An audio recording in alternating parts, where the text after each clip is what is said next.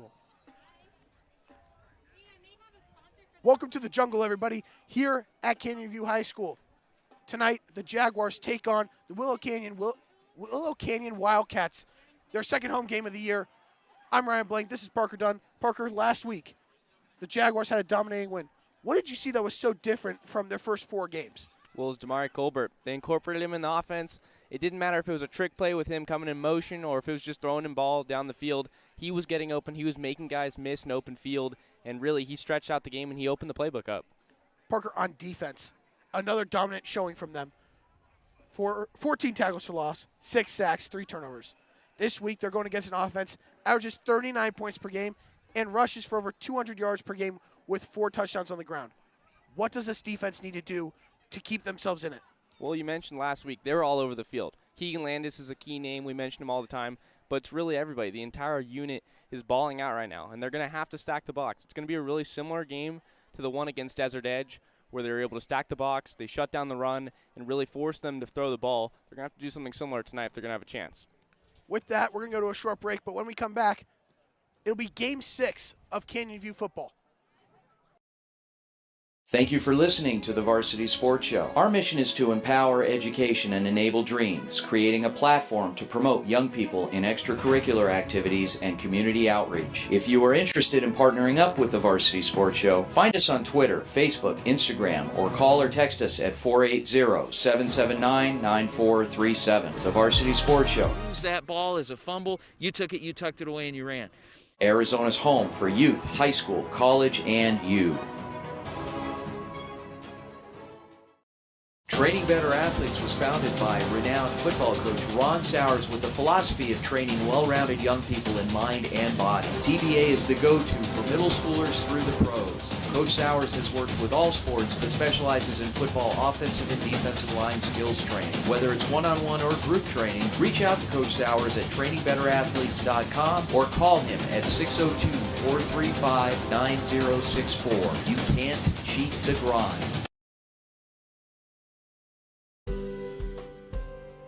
At Angel Dentistry, our focus is to provide the highest quality and comprehensive family and cosmetic dentistry care. From checkups and cleanings to advanced issues like gum disease and implants, Angel Dentistry will provide an array of dental services to meet all of your family's needs. With extensive experience in using the latest dental techniques and state-of-the-art technology, visit us online at angeldentistry.net for more information or call to schedule your appointment today. Hey guys, Vince here to talk to you about a good friend of mine named Bob Jenkins. Bob is a Marine Corps veteran. Bob and his younger brother DJ own Vets Built Contracting. For 5 years, they've been hiring and putting veterans to work. Vets Built is licensed, bonded, and insured, both residential and commercial, specializing in renovations, remodeling, new build, casitas, safe rooms, or small commercial TI work. If you're a skilled veteran looking for work, a homeowner in need of work, or a commercial business needing TI work, please call Bob or DJ at Vets Built at 480-584-3675. Are you unable to do the things you love? Do you know your daily habits could be better to enhance your quality of life? Are you suffering with chronic pain or chronic illness and can't find the right solution that works for you? Fix Body Group was created so you have a team of professionals to help you achieve your health goals and get you back to doing what you love again. In Scottsdale, go to fixbodygroup.com or call 480-795-5329. Fix Body Group, proud partners of the Varsity Sports Show and Fitness Minute with Tyler Mayer. 24th Street Dental Biltmore is the place to go for cosmetic dentistry and Invisalign. Doctors Braden, Turner, and the team are ready to put your dental needs first. They are the Valley's Invisalign experts. Schedule a free exam today and mention the Varsity Show for complimentary in-house whitening. From cleanings to more comprehensive dental, 24th Street Dental Biltmore in Phoenix is the first step toward a healthier smile. Located in the heart of the Biltmore, call or stop by 602-468-1135. Proud partners of the Varsity Sports Show.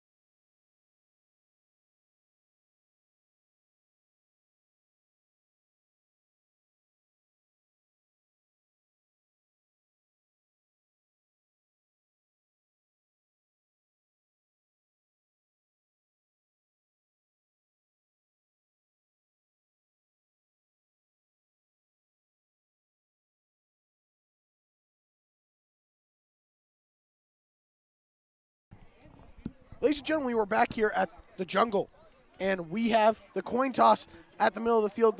The field looks incredible tonight, painted pink for Breast Cancer Awareness Month, which is October across the NFL and all levels of football. Parker, last week, the Jaguars got two big guys back in the receiving corps, Miles Jones, who missed week 3 and 4, and then you also saw Anthony Munoz-Ramirez make his season debut last week but didn't record a catch. How key is it for them to get both of those guys going in this one? Yeah, I mean, it's really important that they do because we just mentioned Damari Colbert. He was a guy that was big in the past game. We know that Guerra is also one of those guys, but it just seems like it's a little bit limited. We want Zachary to be able to air out the ball to more reliable targets, and if those guys can provide that role, it's really going to allow them to do a lot more damage offensively. And we know what the defense is capable of, but really the offense still has so much untapped potential with those two guys. They're kind of sleeping giants. So we're going to be able to see what they can do out there on the field tonight and hopefully have a big role for them in what could be a really big win. All right, coin toss has been decided, and the Jaguars will get the ball to start off this one. And Parker, you've only seen Zachar be limited in his throwing attempts. Last week, he only threw 16 passes. What do you want to see from head coach Nick Garrett this week to try to get that passing game more involved? Well, I think the big thing we always hear is complementary football, and that's giving Matthew Flores the football. You open it up with the run game because the run game, what it does is it establishes physicality, it sets the tone, and it does open up things. They're not a team that's going to run play action. They're not a team that's going to utilize that kind of formation to fool a defense or to open up things in the air attack, but it's still going to do so many great things to make the defense respect it because that's all you need. If you can just get the defense to have to stack the box maybe just a little bit, it's really going to open up the secondary. It's going to give more room to work with for those receivers, and it's going to give Zachar a lot more space to potentially throw in some balls and, just get guys open. All right, getting ready to return the kick at around the 5-yard line is Damari Colbert and Demarion Shepard, two guys that found the end zone last week. And for Willow Canyon, this team improved to 3-2. They've won 3 out of the last 4 games. And on the kick for them is Bryson Wilk. Yeah, those guys are two big playmakers, two great guys to have returning the football to set themselves up in great field position. And we are off here on a great Friday night in Surprise, Arizona. Kick dies down around the 10, picked up by Colbert, trying to return it, but he's going to be spun around and brought down at the 10-yard line. Definitely not how you draw it up. That's not the most ideal way to start the game because this is another week where we're seeing the Canyon View is going to start out with the football. Offense is going to be at the 10-yard line after forward progress was called after he was spun around and tackled to the turf there. And it's not the best spot to start, but we did mention those key guys, and if they're going to have a big impact on the game, field position, while it is important, shouldn't matter that much. Here comes Ashton Zachar and the offense. Last week, Zachar had 2 passing touchdowns, one to Colbert and one to Shepard, but he also threw another interception. Yeah, I mean, that's been the one thing that's been a knock on the offense in the passing attack. It's while they have a good game, all it takes is a costly interception to completely change the momentum. Empty backfield here on first down, and the handoff is going to go to Flores on the end around, and he's got room along the right side of the field, and he's going to gain about 5 yards on first down. Yeah, nice 5-yard gain there. He read the blocks well and continued to pursue it down the field, and really I think that's the kind of play, just setting the tempo, getting 5 or 6 yards here and there. That's really going to open things up because I think you can't just go right off the first snap of the game and just start airing it out because that becomes predictable. You got to be able to mix things up, and I think that the fine balance that they're going to find is going to be the difference maker. Pistol formation. Handoff is going to go to Flores again up the middle. He's got room, shakes a defender or 2, and he's got enough for a first down up to around the 25-yard line. Oh, my Lord. Did you see the way he took on that would-be tackler? I mean, that's the kind of physicality that Flores brings to the table, and that's why the run game's so important because while we're seeing in the game of football, it's going towards more passing. That's kind of the direction the game's going in with more points being put up on the board. But if you have a guy like Flores, you're crazy not to give him the ball. Back in the pistol formation. Flores behind Zachar. Colbert in motion. And that handoff is going to go to Colbert. End around. Downfield from Clark. He's got his receiver. He's got Munoz-Ramirez. And that ball is caught inside the 45-yard line. There he is. There he is, just like we mentioned in the pregame. That's one of those guys that's going to have to show up. A creative trick play. Colbert was involved again. Every one of these key guys having an impact. Everybody touched the ball on that play, it seemed like. Everybody but the offensive line, of course, who's ineligible to do that. That's the way you want to get it going. Be creative. Have guys go in motion, because those are the kind of things that open up things. They throw the defense off. They give them a different look they're not used to seeing. Trips to the right. Jaguar takes a snap, rolling out. Looking for a receiver downfield. He's got one. That's Santino Varvel. He makes defender miss, and they're going to mark him out of bounds. But that is another first down, and that will put them inside the 30-yard line of the Wildcats. And the offense is rolling. Yeah, they are rolling. Just barely stepped out of bounds. I mean, a couple inches being the difference maker between that being a touchdown play and putting 6 points up on the board and them still being stuck here at the 27-yard line. Santino Varvel's first reception since week 1, and then Munoz Ramirez has his first reception of the season on a trick play over to one of the backup quarterbacks from Justin Clark. Handoff goes to Flores up the middle, and he's going to gain about 5 once again. Another good chunk play on first down for the offense. Yeah, I mean, this just has the written formula all over it. This is the way they have to go about this football game. Mix it up. You go one play where you pass it, you air it out, you find a guy who hasn't been able to have too much of an impact, he gets a catch, almost scores, and you give it right back to your bruising running back. Just keep doing that. Mix things up as best you possibly can. That's your best friend. Second down and 5 at the 27-yard line. Handoff is going to go to Flores. He's trying to get to the outside. He's going to cut back in, and he's going to bully himself near the 10-yard line, and that's a first down inside the red zone. Yeah, bowling and just jumping over defenders to pick up extra yards. Just a really good ability to have that balance. He's able to get so low because he has a lower center of gravity than most players, and I think that he utilizes that so well in ways that most players just aren't able to do, because the lower man wins. We know this. So if you're able to go lower the shoulder, he's going to win that matchup every single time. Looks like we're going to have an empty backfield set here for the offense. Trips to the right with Guerra, Varvel, and Colbert. To the left side, you got Flores and Munoz Ramirez. 6 seconds left on the play clock. Colbert in motion. Fakes the handoff. Zacher's going to take it, and he's going to be met at the line of scrimmage and brought down. Maybe gets a yard on the play. Yeah, not too much working for him there on that play with Colbert in motion, but it seemed like that play was kind of sniffed out by the defense. Had he been given the ball, it doesn't look like he would have had too much room to work with it. So at the end of the day, Zacher just securing it, taking on that tackler, and just holding on to the ball is really all you can ask for, because with how well the offenses look, the last thing you want to do is turn over the ball when you're in the red zone. Gain of 1 on the play, under 8.5 minutes remaining in the first quarter. Second down from the 10-yard line. This time the handoff will go to Flores, and he's going to be met right away at the line of scrimmage. The Wildcat red zone defense looking really strong here. After giving up a series of plays that led for huge gains, they're able to buckle down here and sniff out the run and be able to get a stop up the middle. First, it was that play with Zacher on that QB keep, and then sure enough, it's Matthew Flores up the middle, not able to do too much through that gap. There on the play was Josiah Gardner getting around the edge and bringing down Flores. Third down and 9 from the 10-yard line. You got trips to the left for the offense here. Zacher takes a snap, drops back, looking over to the left side. He's got a receiver. It's Guerra. That ball is caught, and he's going to get close to the first down marker, but a flag is thrown. Yeah, it looks like it might have been the way he was taken down. I couldn't quite tell from our angle if it was a face mask or maybe a horse collar, but I would have to assume, based on the way that he went down, that that's probably what the call is going to be. This would give an automatic first down, half of the distance to the goal, and that would take away a fourth down situation for the Jaguars. Waiting the call from the head official. And It's going to be a face mask on the defense. That's an automatic first down, and it's going to be first and goal for the Jaguars. That's huge, because it's such a big difference being able to have multiple attempts at this from that short distance. So to have that penalty really does help the team here, because while you could have a fourth down and go big or go home and go for it, they're going to get multiple attempts at this one. And based on how this red zone defense looked for the Wildcats, that's really important. Got a whistle from the far side judge. The chain gang still has it up as fourth down, but it is an automatic first down due to the face mask. Yeah, don't be fooled by that, folks. It is a first down here, so they got plenty of options to be able to get this ball in the end zone.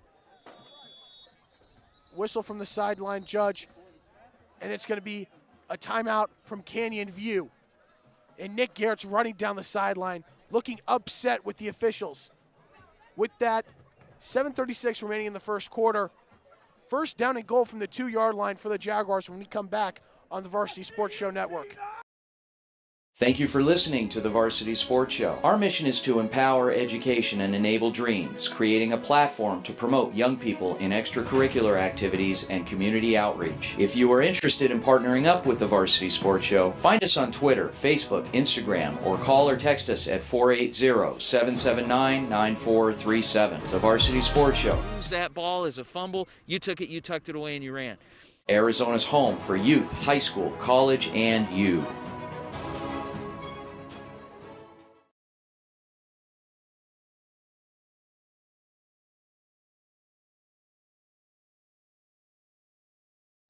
We are back here on the Varsity Sports Show Network, and it looks like the referees came together, and it's not an automatic first down.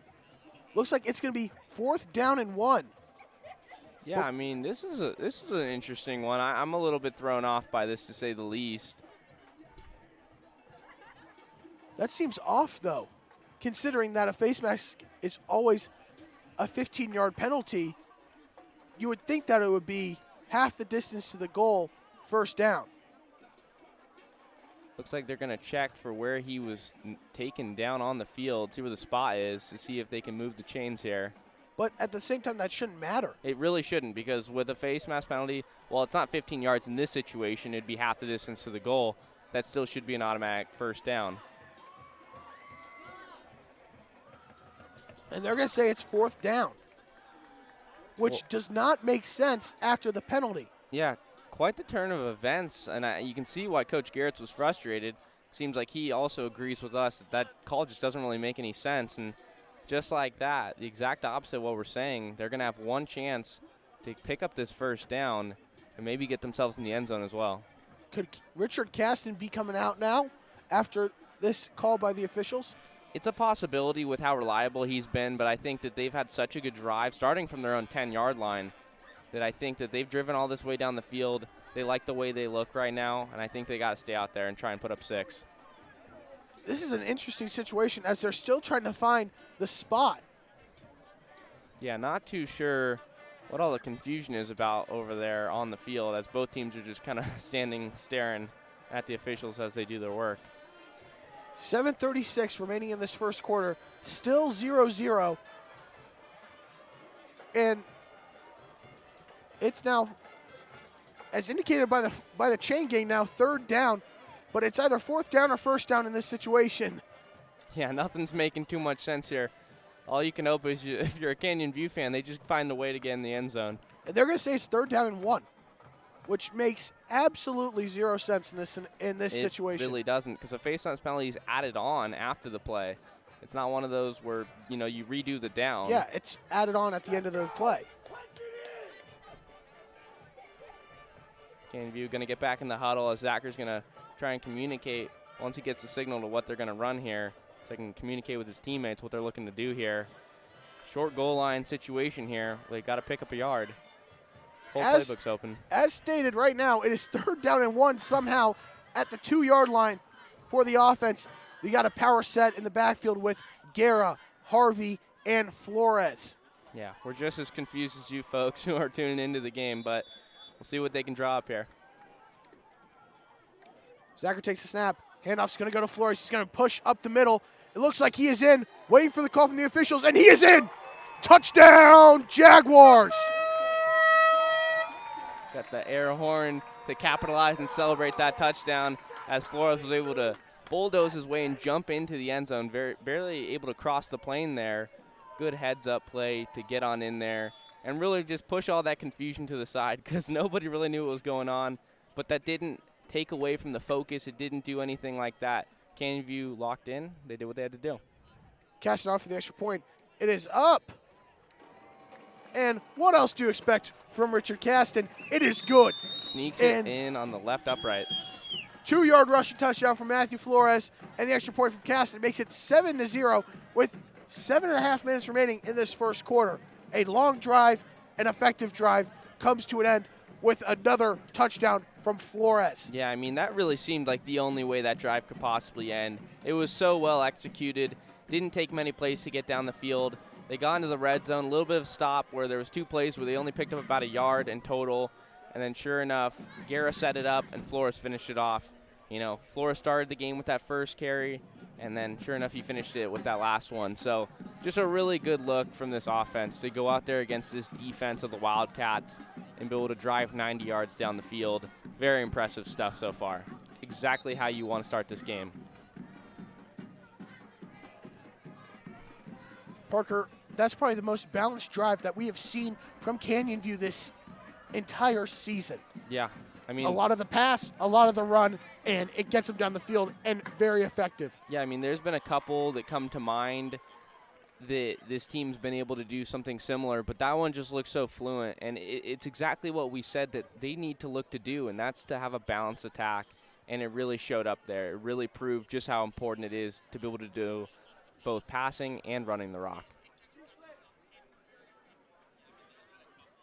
Caston and the special teams unit on for the kickoff, where we will get the first look from the Willow Canyon offense. Yeah, I mean, it's a high-powered offense, really good run attack, and the thing is, we know how good this defense is for Canyon View, so they've got quite the test ahead of them, and let's see how they can look out there. The offense did their job. Can they do theirs? Caston with a short kick, and it's going to be hauled in around the 33-yard line, and the return man's going to get it to around the 43. Interesting kickoff, but on the return there for Willow Canyon was number 42, Stacion Brown. Yeah, I mean, that's a bold strategy, giving them such good field position, because no matter what, caught that around 30, 35-yard line, and they were going to be set up pretty well no matter what, essentially, unless there was a turnover, of course. But it is interesting to know that they're going to start from the 43-yard line, drastically different field position to start than Canyon View had. So we're going to really get a good look and get a good feel for how good this offense is. Here's Calvin Matthews, the quarterback for the Wildcats. And on the first play, he's going to be swallowed up deep in the backfield by the Canyon View defense. That, I have to say, was one of the stranger-looking plays I've seen. It was one of those plays where he was just standing there waiting for the play to develop, and it never did. There must have been a miscommunication by somebody on that offense, because he kind of just stood there and accepted his fate, and that was the fate of Canyon View eating him up for a big loss. That's a 5-yard loss on first down. Getting through the line there was Forrest Kramer. Last week, he had 4 tackles for loss. A huge game from him, and he already makes an impact early on this one. Second down and 15 for the Wildcats. Handoff is going to go to Zarik Parham, and he's not even going to gain a yard. He's going to be met right at the line of scrimmage, and it's going to be third down and long. Yeah, third down and long. It's a perfect start from the defense to really continue the momentum that the offense provided them with. It's really uncharacteristic to see the start that the Wildcats have gotten themselves off to. I mean, just starting with that first play of the drive, it almost looked like a false start, because usually you don't see a quarterback just stand there like that unless there was a penalty and the whistles were blown. Not the case, though. Third down and 15 at the 38-yard line. And we've got movement up front, and that's going to be a flag thrown. Looks like it's a false start. Speaking of false starts, it looks like we just got one there. Yep, that's going to move them back. I mean, this is going to make it about a 3rd and 20. Not good for the Wildcats, but this is great for the Jaguars as they're looking to capitalize, get a stop here, and get the ball right back into a red-hot offense. What a first drive from this defense. Get a huge loss on first down. They stop Parham, who is the complete athlete for this Wildcat offense. And now a penalty makes it 3rd down and 20. They're going to have to go to the air here. Yeah, you have to think, right? Matthew says snap, drops back. He's feeling pressure. He's going to try to run himself, and he's going to be brought down in the backfield. And there it was number 32 for the Jaguars, Casey Heidkamp. Another good play. Coming across the other side of the field, getting through that offensive line and be able to chase him down and wrap him up at the ankles to bring him down, making it 4th, bringing the punt unit out here for the Wildcats. That is the first sack of the night for this defense after getting 6 last week. Back to return for the Jaguars here is number 13, Deion McClellan. Punt up from Wilk is short, but it's going to take a bounce. Friendly for the Wildcats. It's going to die out around the 31-yard line. And here comes Ashton Zacher and the offense with 5:12 remaining in the first quarter. Yeah, Zacher has the hot hand, tossing it around, getting it to the open guys, getting them down the field, really just leading that offense out there. And it's just going to have to see if he can do something similar on this drive, because if they can do exactly what they just did, they're going to put themselves in really good position here. If they can go up 2 scores, it's going to be a recipe for disaster for the Wildcats, because they're a team that likes to run the ball. And historically, when you're a team where your dominant attribute's running the ball, you can't afford to find yourself down multiple scores, and they might find themselves in that exact situation here depending on how this drive goes. Looks like Jaguars are going to come out in pistol formation with single coverage on the near sideline with Colbert. Guerra in motion. Colbert in motion. And the pitch is going to go to him. And then he's going to hand off to Guerra, who's going to get hit, breaks the tackle, trying to come up the middle. He's got a little bit of room, and he's going to make something out of nothing and get a gain of about 2 or 3 yards on first down. Yeah, I mean, just take a look at that play. It looked like it was going to be Colbert taking the ball. He went in motion, sure enough. Another trick play where there's a handoff with the other guy coming across the middle, which was Guerra in this instance. And there was really nothing there. It almost got blown up for a couple yards behind the line of scrimmage, but he was able to break that first initial ankle tackle and pick up 2 positive yards, which, you know, based on how that play got blown up, that's a positive sign. It's going to be 2nd down and 8 after a 2-yard gain from Guerra on first down. Handoff is going to go to Flores. He's going to chug up the middle. He's going to body his way through for about a gain of 4 yards on 2nd down, making it roughly 3rd down and 4. Yeah, it's looking like it's about 3rd and 4 here. Good run up the middle, through that A-gap. He had a lane, and he just attacks it. He's such a physical running back. That can't be overstated. Just from watching him play, he hits it so hard, and you really don't want to be that first guy trying to make that tackle. Even being the 2nd or 3rd is not too fun, depending on how the play goes, but just another good run there to set themselves up here on 3rd. Trips right, 3rd down. Zacher takes snap. He's going to roll out once again, looking for Guerra. He's got him, and that is completed. Going to be close to the first down marker, but we've got a flag thrown in the backfield. Yeah, he had the distance. He picked it up, but there is a penalty on the offense here. Waiting the call from the head official, likely to negate the first down catch from Guerra. That's all right. Let's go. And it's going to be holding on Canyon View. Yeah, I mean, just looking at this team over the course of the season, while there have been some things that haven't gone their way, while others have, one of the big things was penalties. That was an early issue for this team with week 1 and 2 with a lot of penalties. They've slowly been able to clean it up a little bit. We've seen that they've been a lot better about it. It seems like their opponents are making mistakes instead of them, but this is one of those instances where you can't afford it. This is going to bring them back, and that's going to take a first down off the board and make it 3rd and long. Parker, you said it, 3rd down and long. It looks like it's going to be 3rd down and 17. Back at the 24-yard line.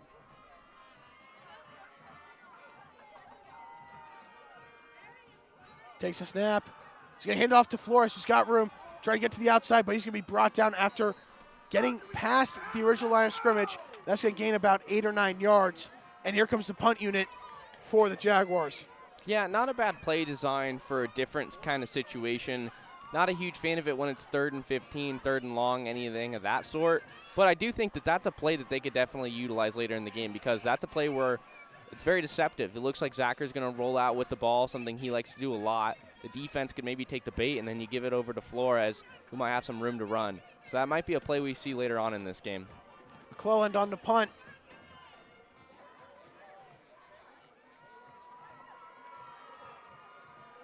Takes a snap, high snap, and he's going to be hit as he punts it, and that's going to be a penalty. The big thing here is whether or not they hit him on his kicking leg or if that was his plant foot, because if that's the kicking leg, it's not a huge deal. It's only going to move the chains down a little bit, but if that's that plant leg, that's an automatic first. Looks like it could be roughing the punter.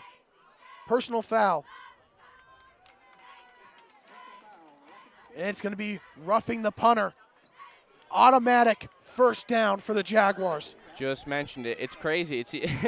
It seems like every time we mention something, we're speaking something into existence in this game, because sure enough, we had just mentioned how Canyon View has gotten a lot better about being more disciplined out there, and their opponents are making the mistakes with the penalties, and talk about a huge one, because that brings Zacher and the offense back out there, and that is just something you can't afford if you're the Wildcats.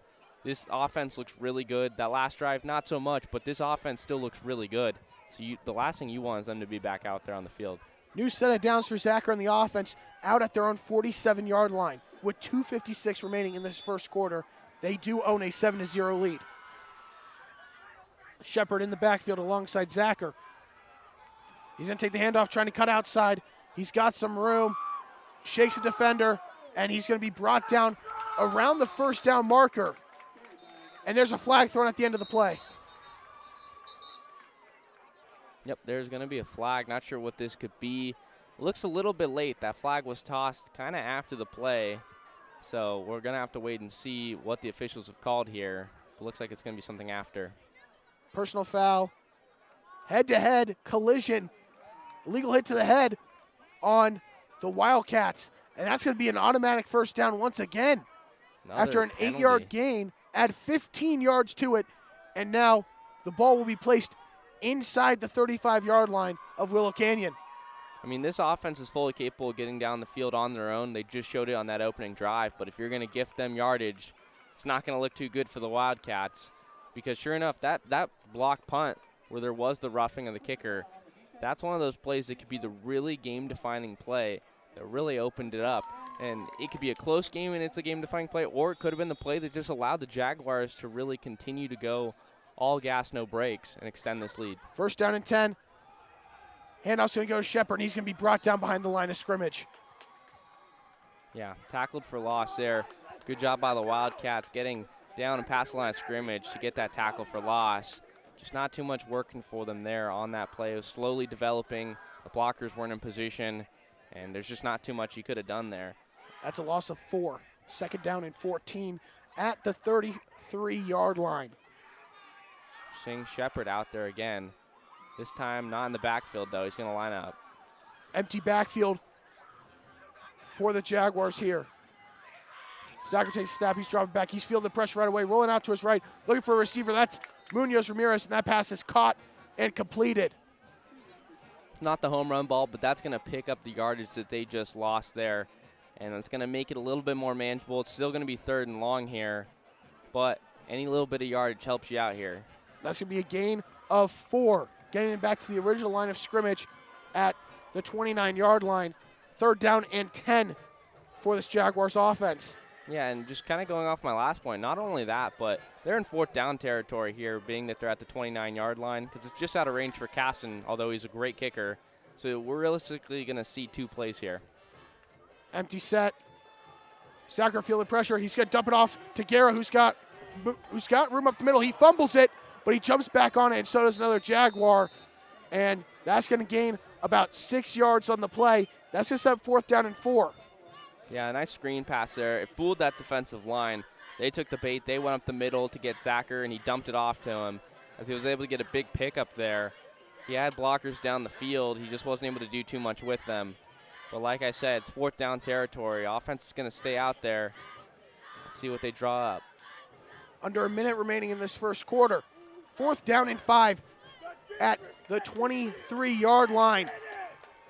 Pistol formation, Shepard in the backfield. Far side single coverage. Shepard goes out motion alongside the left hip. Handoff is going to go to Shepard. Trying to get to the outside. He's got room.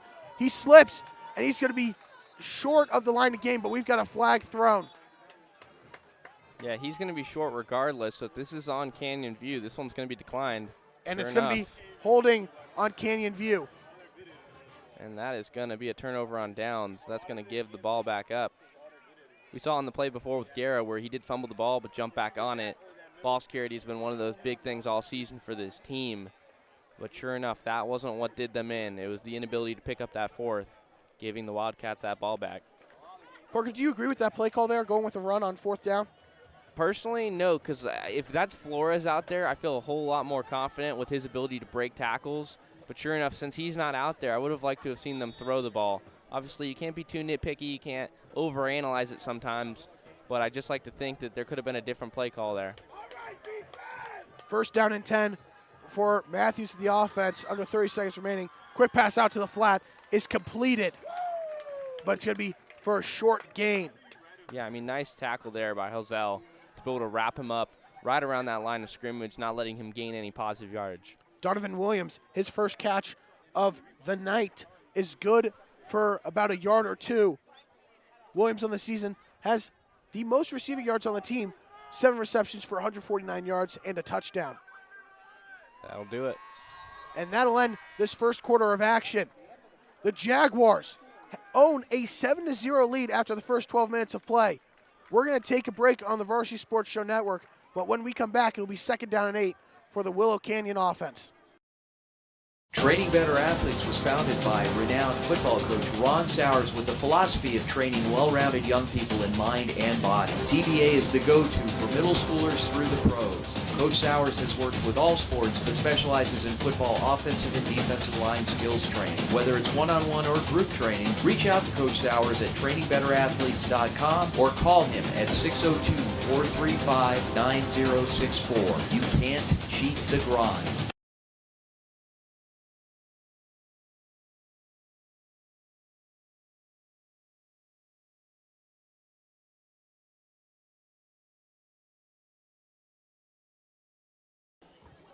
Welcome back to the jungle at Canyon View High School. We're about to start the second quarter of action here between Willow Canyon and Canyon View. The Jaguars own a 7-0 lead on their home turf, but it is 2nd down and 8 for Calvin Matthews and the Wildcat offense. Receiver in motion. Matthews is going to look to take it himself, but he's going to be wrapped up in the backfield, and that's going to be a loss on 2nd down. Nothing going there for the Wildcats offense, which just kind of seems lost out here. I mean, they just don't seem to be communicating because there's just always guys running up the middle for that Jaguars defense, able to get there so quickly to wrap them up. And, you know, we don't know. We're not down on the field to be able to ask these guys what's not working out too well for them, but at some point, you got to just look to the Jaguars defense and be like, maybe they're just disrupting things. They just know exactly what's going to be thrown at them, and they're ready for it. Loss of 1 on the play. It's going to be 3rd down and 9. Matthews drops back, looking downfield, looking over the middle of the field, and that pass is hauled in and picked off. Daniel Cordova with the interception. Cordova making a play, confetti shot up in the air. And talk about a nice pick. He was in perfect coverage right there across the middle, able to catch that one, haul it in. Difficult catch to make, I must say, to be able to bring that one down and give that ball right back. This defense looks incredible tonight. I mean, that is something we've seen all season long. There's really been only a game or two where they haven't looked very sharp. Last one, of course, being the home opener here, but they look really good tonight. And if they can continue playing like this, the offense isn't going to have to do too much. They already set the tempo to start the game. They're just going to be able to coast to a certain extent. 1st down and 10 at the 30 of Willow Canyon for Zacher and the offense. Takes a snap, he's dropping back, looking down the left side of the field, looking for his receiver. He's got Colbert, and he's going to get about 5 or 6 on 1st down. Colbert with the pickup, bringing it in, getting an extra yard or 2 after doing so. And the offense is trying to move that ball down the field. And they're a team where we just mentioned Caston. They have a really good kicker. They might be thinking, you know, even if we don't find our way into the end zone, if we can at least get in reasonable field position so that he can kick that through the uprights, make it a 2-score game, that looked pretty good for this team so far. 2nd down and 4 at the 24-yard line. Trips to the left for the Jaguars. Handoff is going to go up the middle, and that's Flores. And he's going to get close to the 1st down marker. Nice pick up there, just like you said, almost getting there. And that is good for the 1st down. Black Hair was there trying to pick up the block. He was actually taken down, but sure enough, he was just able to get in position to make sure that run was possible. New set of downs here on the 1st down run from Flores. And they are inside the red zone at the 20-yard line. Miles Jones in single coverage on the top of your screen. Colbert in motion. Zacher fakes the handoff to him. He's looking over the middle. He's got Flores, and that pass is just overthrown, incomplete. He had Flores on the wheel route, and he had a blocker with Colbert right there with him. Yep, Zacher had him there. just aired it out a little bit too much, a little bit out of reach. Flores extending Foley, diving to the turf to try and desperately make a catch. Just not able to bring it in. It's a little too far out of reach there. It's going to be 2nd down and 10. We are just under 10 minutes remaining in this first half of play here in the jungle. See what they come up with here, 2nd and long. Trips to the left once again for this offense. Zacher takes a snap, dropping back, looking over the left side of the field, over the middle. That pass is intended for Varvel, but is broken up and nearly intercepted by number 6, Dante Williams. That was a touchdown saving pass block right there. To be able to break that thing up, get the hand in on there, get that full extension. Because sometimes the guys make the mistake. Their eyes get big. They see that football across the middle. They think they can make a play and pick that off. They go up with 2, but when you're able to go up with 1, you get a little bit more extension, a couple inches, and that was the difference maker between that finding the way into the end zone, that getting knocked out. 3rd down and 10 for the Jaguars. Trips to the right this time with Jones on the bottom of your screen in single coverage. Zacher takes a snap, rolling out to his right, looking for a receiver. He's got one. That pass is caught by Colbert inside the 10-yard line, and that is good for a 1st down.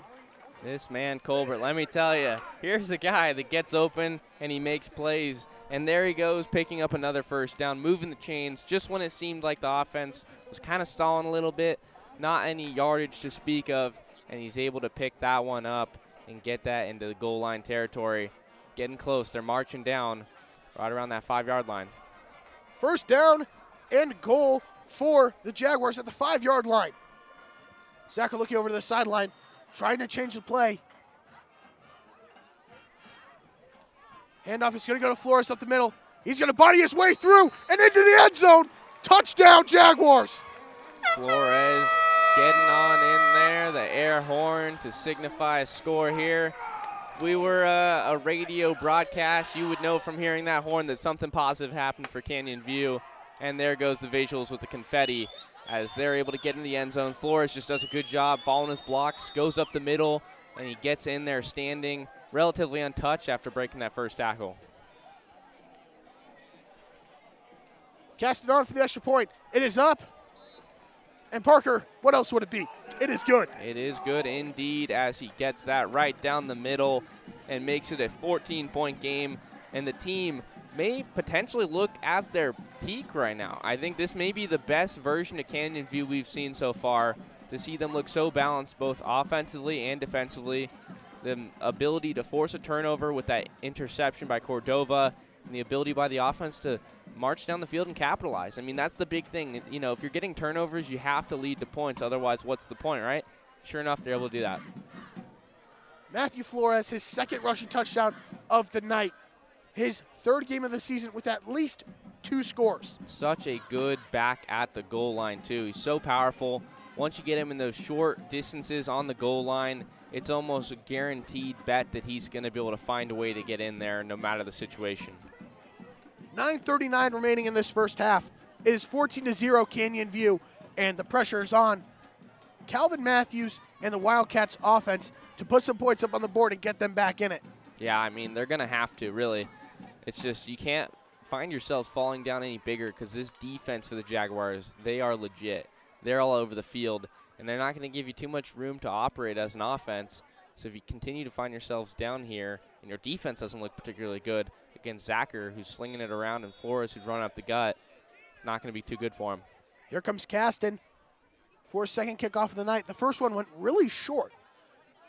This time, could be looking to send this one deep. Yeah, I think we're going to see it a little bit deeper here, maybe around that 10, 15-yard line. And it is off the boot of Caston. This one deeper, right around that 15-yard line, like you said, Parker. It is hauled in. They're going to go with a reverse play, and it is sniffed out, and the return man is brought down at the 21-yard line. Originally returning the kickoff was number 4, Parham, but he handed it off to Drew Church, and he was brought down very quickly. No trickery there. That was good enough to get them a big gain. Yeah, they tried it, but Jaguars all over that one, and I really just like them just kicking as far as they can, really. Just test out that leg, get it deep, and just trust that your guys are going to be able to stay disciplined in their lanes and make a tackle. First down and 10 at the 22-yard line. Matthews hands this one off, and the running back is bodying his way through, and he's forcing himself forward, and he's going to get close to the yard to gain, and it looks like he will have enough for a first down. Yeah, it looks like it based on where they're spotting it. Actually, just a little bit short, I think they're saying here. It's going to be Nope, they're going to give it to a him. first down. Yeah, that I mean, is good for a first down. It is well earned, too. I mean, he was able to bulldoze through there, break some tackles. Just those arm tackles just weren't enough to bring him down as he was dragging a couple guys on his way to that first down. First down and 10. Receiver in motion, and that it's going to be a backwards pass to that receiver, and it's Parham, who had the first down carry, but he's going to be brought down out of bounds by Keegan Landis. Yeah, that's going to go for a run play there since that was a lateral behind the line of scrimmage. And that's not going to pick up anything there as the defense was all over that. Walk him down. And that's the first time we have said Keegan Landis' name tonight. Yeah, I mean, he had made like one or two other plays, but it wasn't solo plays where he's really the difference maker or the X factor that's all over the field making solo tackles, because his teammates have been a huge part of the success as well.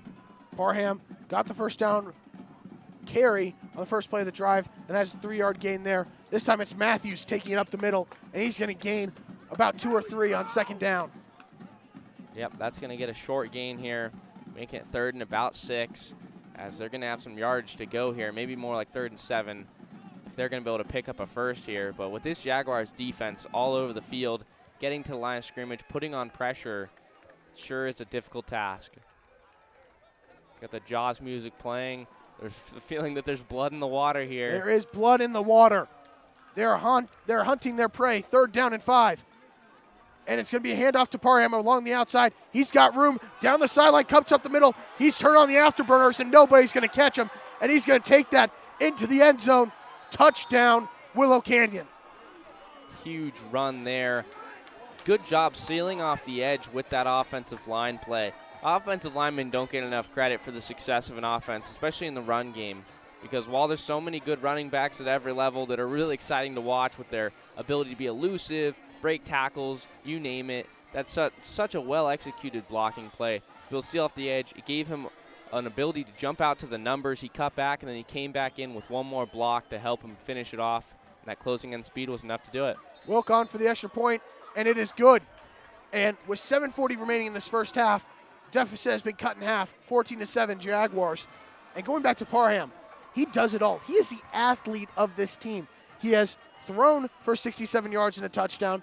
He's the leading rusher on this team with 342 yards on the ground and 6 touchdowns, then has 139 yards and 2 touchdowns in the receiving game. He does it all, and he just showed his athleticism in getting into the end zone. 63-yard score for the Wildcats. Yeah, I mean, talk about a response there. That's exactly what they needed if they're going to stay in this game. I mean, it's so early in this game. It's still second quarter, 7:40 on the clock. But you just kind of get that feeling, that lingering feeling that creeps in that if they're not able to score here, just put up some points, it could be a long night for them, because with how good the offenses look for the Jaguars, you can't find yourselves winning a game like this if they're going to keep putting up points on the board and you're not responding.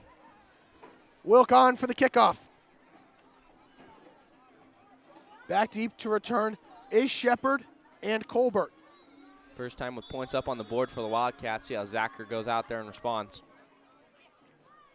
Line drive kick, and Shepard lets it roll out of bounds, and a flag will be thrown. That'll give great starting field position for Zacher in the offense. Yeah, heads up play by Shepard there. A lot of guys, especially at the high school level, kind of panic, try and pick up that ball and make something out of it. He knows the rules of the game. He lets that one go out, and that's going to give him great field position here.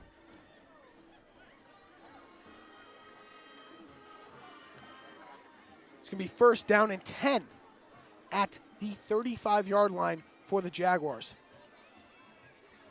Yeah, good field position. Definitely better than that opening drive. I mean, I find it hard to imagine that they will find themselves in a more difficult situation, more backed up in this game. So really anything beyond that's going to look really nice to them. Starting out at the 35-yard line with how this offense looks, should be light work for them. Trips to the left. Taking the snap is Zacher. Quick pass, screen over to Colbert, trying to get to the outside, and that's a great gain on first down. Gets about 7 or 8 yards on first down with the completion from Zacher. Yeah, Varvel, too, with a key block that he picked up there to make that possible to get 9 yards on the play and really open up that playbook, making it second and just 1 yard to go. It's going to be second down and short, and we can expect to see the ball be given to the bowling ball, as he has been described, Matthew Flores, who has 2 rushing touchdowns already. Trips to the left, Colbert in motion. Fakes the handoff to Colbert. Zacher looking downfield, and that pass is intercepted by Bryson Wilk, and he's going to return it, trying to get to the far sideline, and he's going to be brought down around the 44-yard line, and that is his 6th interception of the season. Wow. And now this secondary from Willow Canyon just recorded their 14th pick of the season. I mean, that's just incredible. I mean, it doesn't matter what level of football you're playing at, but I feel like there's extra emphasis on high school because you just don't see secondaries convert and just be able to get interceptions at such a high rate. I mean, the season is still so bright and young, so the fact that they already have their number 14 on the year, that's pretty special. That's something you just don't see too often. First down and 10 from the 44 for Matthews in the offense. Handoff goes to Parham, trying to get to the outside once again, trying to cut back in, and he's going to be brought down after a gain of about 5 on first. Yeah, I mean, that's going to be about 5 yards there. It's nothing special that they drew up there, but you're just kind of seeing the theme, and that positive trend is upwards for this Wildcats offense as they're able to get the ball moving down the field. They're not getting tackled at the line of scrimmage. They're not trying to be too cute with their play calling. They're just giving it to the workhorse in Parham, and he's making it count. Looks like an empty backfield Wildcat here with Parham. You have Matthews out wide at receiver. Parham's going to take it, cutting the outside. He's got room. Keegan Landis gets to him and brings him down. But we have a flag thrown at the end of the play. Oh, yeah, I know exactly who it is, too. That's number 53 on the Wildcats, and that is going to be Matt Sperlin, as that's going to be unnecessary roughness after the play. He was knocking down a defender on the defense of the Jaguars, and that's a no-no. You're not going to be able to get away with that right in front of the official. Keegan Landis, open field tackle, saves a first down. But we await the call from the head ref. Yeah, I mean, it's penalties like that that are just such a headache for a head coach. That's just something you just can't be able to do out there. It's undisciplined football. And you said it, Parker, undisciplined football, and that is going to be unsportsmanlike conduct. Yeah, I mean, like I said, you know, it's just so frustrating for a team to see that because it was a good, positive play. But then when you have something like that that's going to bring it back, it really just negates all that as if it never even happened. And that's just the kind of discipline that you're going to have out there. You can't let your emotions run too high. Football's a physical game. If you want to knock a guy around, you can do that in a legal way as long as it's a clean hit. And that's just not the situation where you're looking to do it. You got to do it right off the snap at the line, not when a guy's already down, the play's already over on the other side of the field. He was short of the yard to gain on first down. And they're going to move him back 15 yards. Yep, I mean, that one was pretty obvious. Some of these penalties you can't see, especially when there's a big congestion of players down on the turf. But that one's on the complete opposite side of the field. And when you do it right in front of an official, I'm not sure what you think you're going to get away with there. It's going to be second down and long. Fakes the handoff to Parham. This time the handoff's going to go to Ferris. He's up towards the far sideline. He breaks a few defenders, cuts up the middle, and he's not going down. He is chugging his way inside the 15-yard line, and it's going to be a huge run. Wow, what a big run there. I mean, just being able to drag defenders left and right, so hard to bring down. I mean, just being able to get there, win at the point of attack, take on those defenders in the Jaguars, who are some really good tacklers on this defense, and be able to pick up a huge gain and bring them into red zone territory. Brady Ferris with a 36-yard run. Wildcats are surging here. Receiver in motion.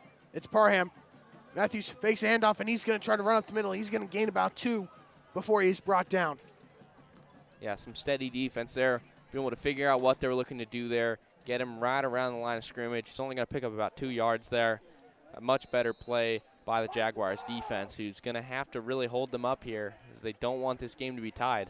And we have a timeout here called by Willow Canyon. 5:14 remaining in the first half. 14-7 Jaguars. When we come back, it'll be 2nd down and 8.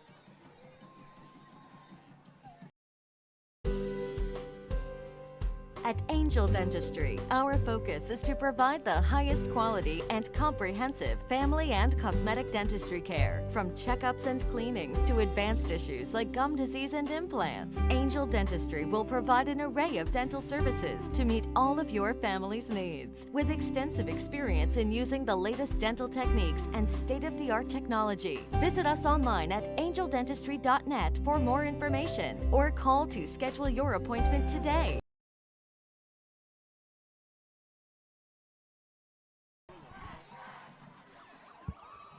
Ladies and gentlemen, we are back here on the Varsity Sports Show Network, your home of Jaguar football. The Jags do have the lead 14-7, but you have the Willow Canyon offense surging with 2nd down at the 11-yard line of the Jaguars. Yeah, it's going to be a red zone territory kind of play here. And we've seen this defense before be a bend but don't break. And sure enough, they're going to have to bend, be really flexible here in order to keep them out of the end zone. 2nd down and 8 from the 11-yard line. Let's go, defense! Handoff goes to Ferris, trying to get to the outside, breaks a tackle, and he's going to be brought down short of the 1st down marker. Yeah, just a good, powerful run, just being able to break those tackles on his way to almost a 1st down there. Just going to be short, bringing up third and about 2, it looks like. It's going to be 3rd down and 2 at the 5-yard line. Short yardage situation. Run game's looking really good so far. You have to think they might go to it again here. Matthews takes a snap, hands it off, and it looks like no gain on the play. Yeah, it doesn't look like there's any gain there. If anything, maybe a couple inches, but that's about it, as that's going to bring up 4th down. And you have to think that this offense is going to stay out there, try and go up and try and get 6. And it is 4th down and 3, a loss of 1 on the play. Yeah, The ball carrier was number 80, Andres Perez Gomez, trying to force up the middle fullback style. But here we go. 4 minutes remaining in the first half. 4th down and 3 at the 6-yard line. Timeout. Jaguars with 4:01 remaining in the first half. When we come back, it is going to be 4th down inside the 10-yard line on the Varsity Sports Show Network. Hey guys, Vince here to talk to you about a good friend of mine named Bob Jenkins. Bob is a Marine Corps veteran. Bob and his younger brother DJ own Vets Built Contracting. For 5 years, they've been hiring and putting veterans to work. Vets Built is licensed, bonded, and insured, both residential and commercial, specializing in renovations, remodeling, new build, casitas, safe rooms, or small commercial TI work. If you're a skilled veteran looking for work, a homeowner in need of work, or a commercial business needing TI work, please call Bob or DJ at Vets Built at 480-584-3675.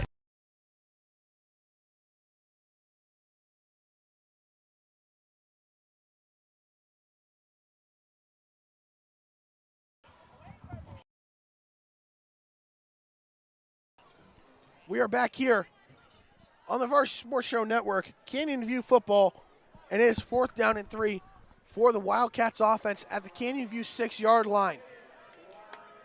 We just saw Big them go play. to the run 3 straight times. Do you think they do it again, Ryan? No, I think they're going to go to the air here, maybe a short screen pass. But Parham is in the backfield, and he's going to get the carry. Parham's trying to get to the outside, and he has no room to go. That is a huge loss and a 4th down stop by the Jaguars. Penalty on the play, looks like a hold, and sure enough, it is on the offense, and that's going to be declined.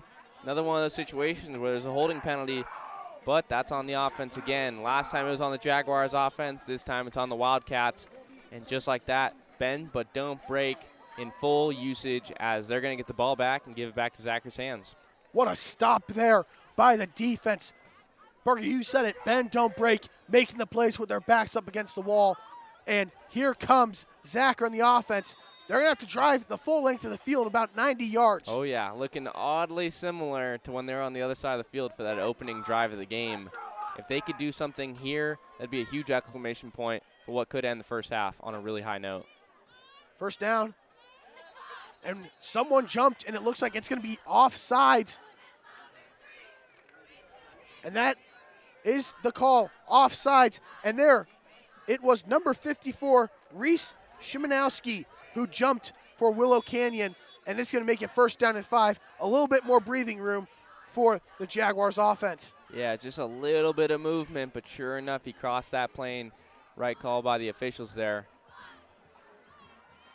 Jaguar takes a snap. Handoff's going to go to Flores, and he's going to be met right at the line of scrimmage. And he might have gotten a yard, maybe half a yard. The ball comes out, but the officials ruled him down. Yeah, Flores was down there. That was pretty evident. He was trying to charge along, drive the legs forward, just like he's taught, to pick up an extra yard. Gain of 1 on the play. It's going to make it second down and 4 as we approach 3.5 minutes remaining in this first half of play. Pistol formation. Zacher takes a snap. He's going to fake the handoff to Flores. He's going to run to the outside. He's got room, and he's going to get out of bounds. And that is getting the first down and more up to the 30-yard line. Ashton Zacher taking himself. I can't contain the excitement, Ryan. I didn't mean to jump in there, but, I mean, look at that play. I mean, it really fooled the defense. I think he probably fooled half the people in attendance at this game, maybe even some of the viewers, because that was just so well executed because he really had the deception to make it look like he had the play. And guys tried to tackle him because they thought he had the ball in his hands up the middle. Zacher takes it to the outside for a nice first down. First down and 10. This time the handoff will go to Matthew Flores. He's going to charge up the middle, and he's going to get a good gain. And that's about 7 or 8 yards on first down. Yeah, I mean, that's really all you can ask for, just trying to get down the field. And you have to look at that clock rolling, 2:43 remaining.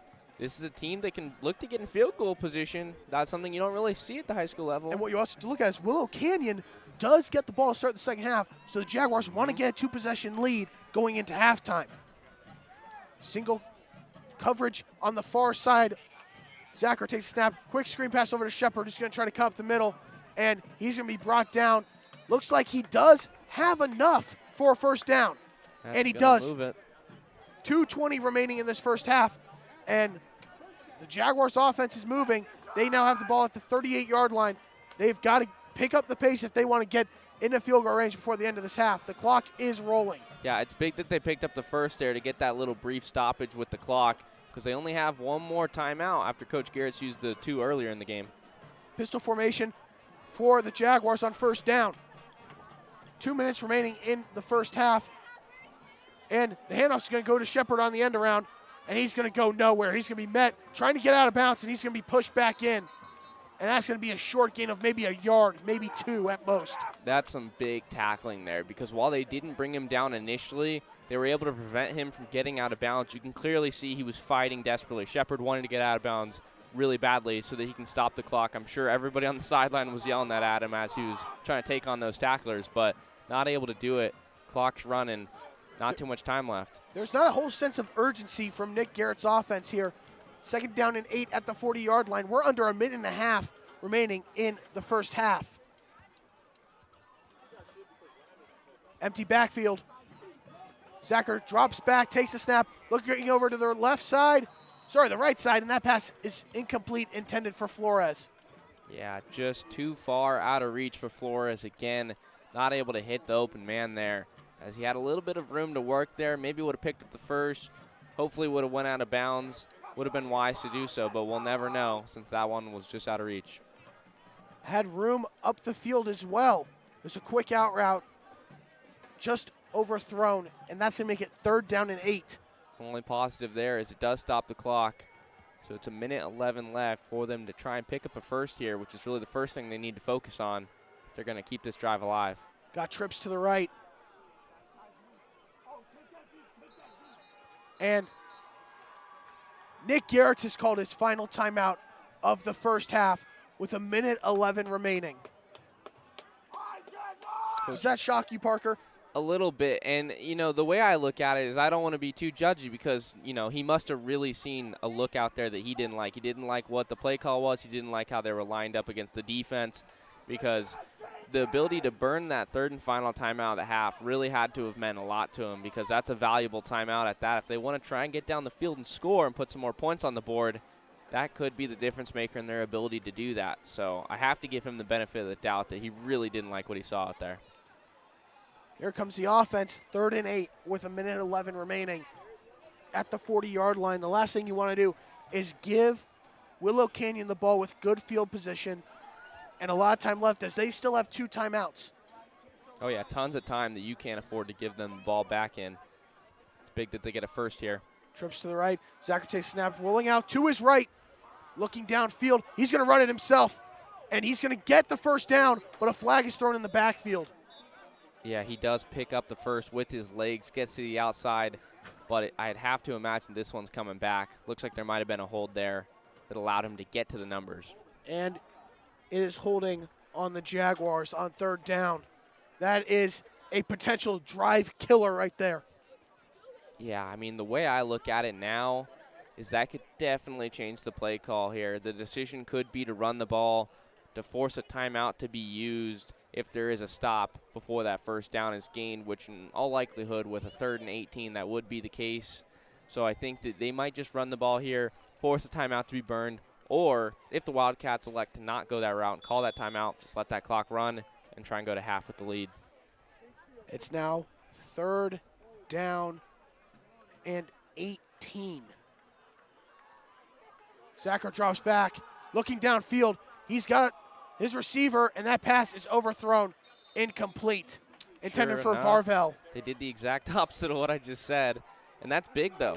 That stops the clock at 57 seconds left, 2 timeouts, and this is a situation where you're bringing out the punt unit, and depending on how this one goes and how far back it goes, the Wildcats could have a last-minute drive here. You know, this is where those 2-minute drills that you practice, in this case 57 seconds, but these 2-minute drills are so important to practice at the end of practice so that you guys can be ready to go out there, get the ball quickly down the field, because I'm not too sure how good the leg is of their kicker, but I do know this is a high-powered offense. It's going to look to try and get 6 if they can. McClellan, high snap, gets the punt off. It's a line drive, and it's going to take a roll for the Jaguars, but picked up by Parham, and he's going to take it inside the Jaguars' territory near the 40-yard line. And that is not Parham. That is number 5, Donovan Williams. And this is great field position for the Wildcats offense with 46 seconds remaining. Oh, yeah. I mean, worst case scenario, they find themselves in the range for a Hail Mary attempt. So should they stall and not be able to pick up any yardage here, there still is the possibility of an end zone shot. And I have to say, I really think that Canyon View should have ran that ball on 3rd down and at least burned a timeout for the Wildcats, because they have so much time to work here, and they're definitely going to get a couple chances at that end zone should they take them. 1st down and 10 for Matthews. He's going to hand it off to Brady Ferris. He's trying to get to the outside. Cordova trying to get him, misses him. Ferris makes a couple more defenders miss, and he's going to fight for the 1st down, and he gets out of bounds. But a flag is thrown in the backfield. And that is going to be a hold on the Wildcats offense. That's a big one there, too, because that was a big gain for about 15 yards after breaking multiple tackles. So that one's coming back, and that helps a lot for the Jaguars' defense, because just like that, it's pushing them back. All of a sudden, that Hail Mary territory is looking a little bit more dismal. There's just not too many guys in high school that have the arm to get it all the way to the end zone from midfield. And that's the kind of look that they're going to have here should they not be able to get the ball down the field. That takes off 9 seconds of play clock. And now the ball is going to be brought back inside Willow Canyon territory at their own 47-yard line with 37 seconds remaining, and the clock is running. We're now under 30 seconds remaining, and it's 1st down and long. Wildcats not using one of their 2 remaining timeouts. Parham, Wildcat formation, whistle blown by an official.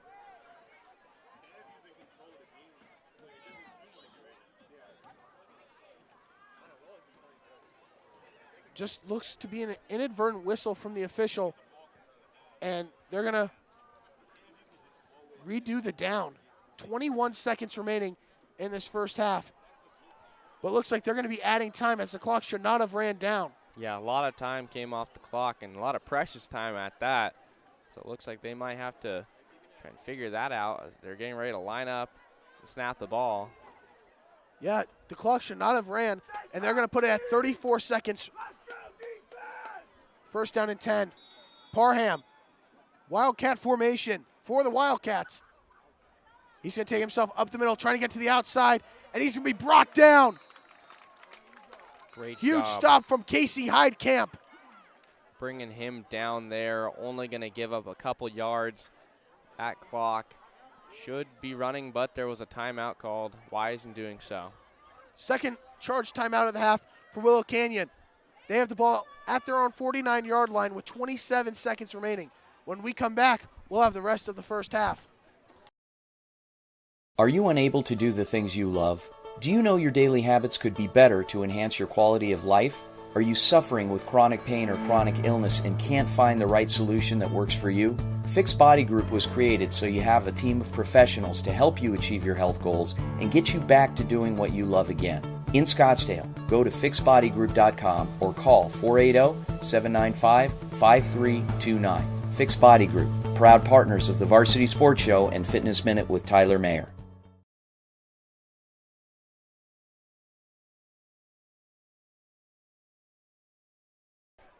We are back here on the Varsity Sports Show Network. 27 seconds remaining in the first half.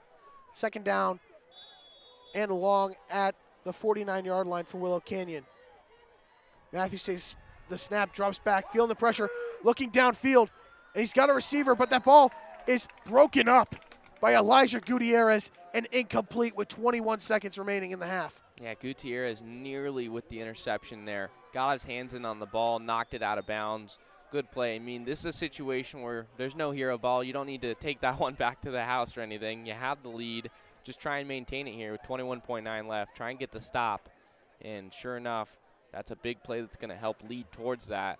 So they're going to have to do it a couple more times. They're going to be able to hold them off here. Parker, last week you saw Jeffrey Holzell take a 47-yard interception to the house late in the first half. Could have happened again, but incomplete. 21 seconds remaining, third down and long. Matthews looking for room, and he's going to be sacked and brought down, and that is Ethan Jewell. And it looks like that'll run off the clock for the first half. Huge play from the linebacker, and 5 seconds remaining in the first half. 3, 2, 1, and that'll do it for the first half of play here in the jungle at Canyon View High School as the Jags lead 14-7. We're going to take a break on the Varsity Sports Show Network, but when we come back, we will have first half analysis and the second half of play. 24th Street Dental Biltmore is the place to go for cosmetic dentistry and Invisalign. Doctors Braden, Turner, and the team are ready to put your dental needs first. They are the Valley's Invisalign experts. Schedule a free exam today and mention the Varsity Show for complimentary in-house whitening. From cleanings to more comprehensive dental, 24th Street Dental Biltmore in Phoenix is the first step toward a healthier smile. Located in the heart of the Biltmore, call or stop by 602-468-1135. Proud partners of the Varsity Sports Show. Thank you for listening to the Varsity Sports Show. Our mission is to empower education and enable dreams, creating a platform to promote young people in extracurricular activities and community outreach. If you are interested in partnering up with the Varsity Sports Show, find us on Twitter, Facebook, Instagram, or call or text us at 480-779-9437. The Varsity Sports Show. Lose that ball as a fumble. You took it, you tucked it away, and you ran. Arizona's home for youth, high school, college, and you. Training Better Athletes was founded by renowned football coach Ron Sowers with the philosophy of training well-rounded young people in mind and body. TBA is the go-to for middle schoolers through the pros. Coach Sowers has worked with all sports but specializes in football offensive and defensive line skills training. Whether it's one-on-one or group training, reach out to Coach Sowers at trainingbetterAthletes.com or call him at 602-435-9064. You can't cheat the grind.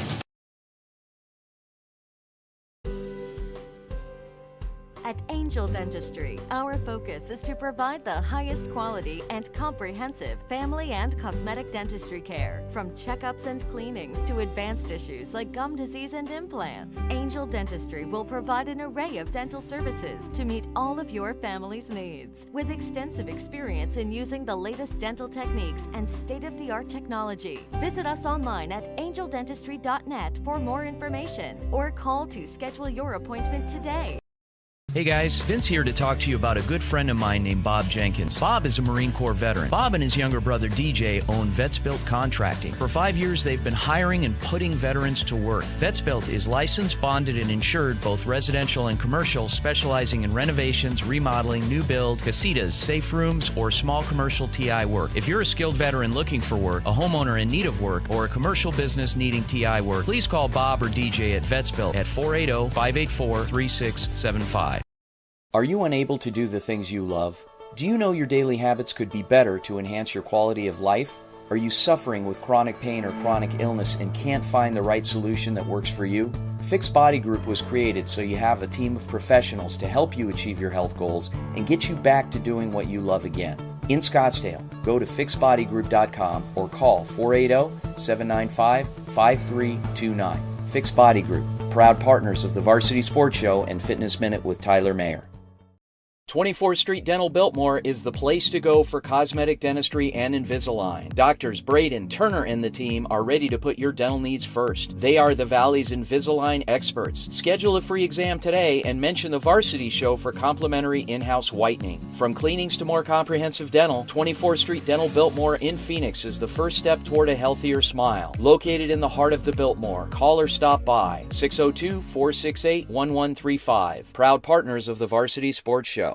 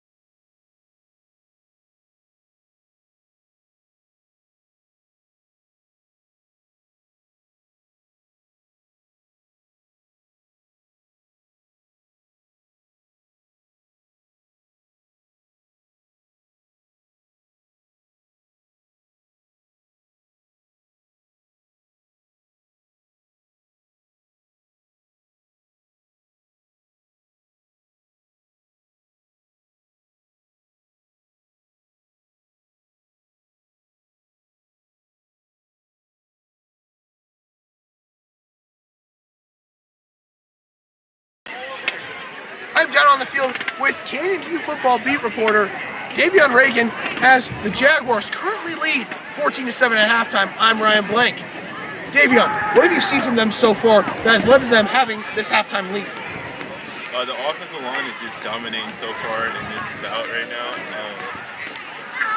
Flores, their running back, 31 or 21? 31. He's getting whatever he wants. Let's give another big round of applause to your Jaguar Pride Marching The Band. run game pretty heavy, and Willow's defensive line is just getting dominated by the offensive line so far. You saw that the Jaguars got out to a 14-0 lead, and then Parham for Willow Canyon exploding, had his own 63-yard touchdown run. What do the Jaguars need to do to take away Parham, who has been the offensive god for the Wildcats in this one? I feel like the defensive coaching staff for the Jags needs to focus in on him more. Just try to take him out of the game, because you take him out of the game, Willow, the Wildcats really don't have too much else to offer besides him, as far as like athletes, things like that.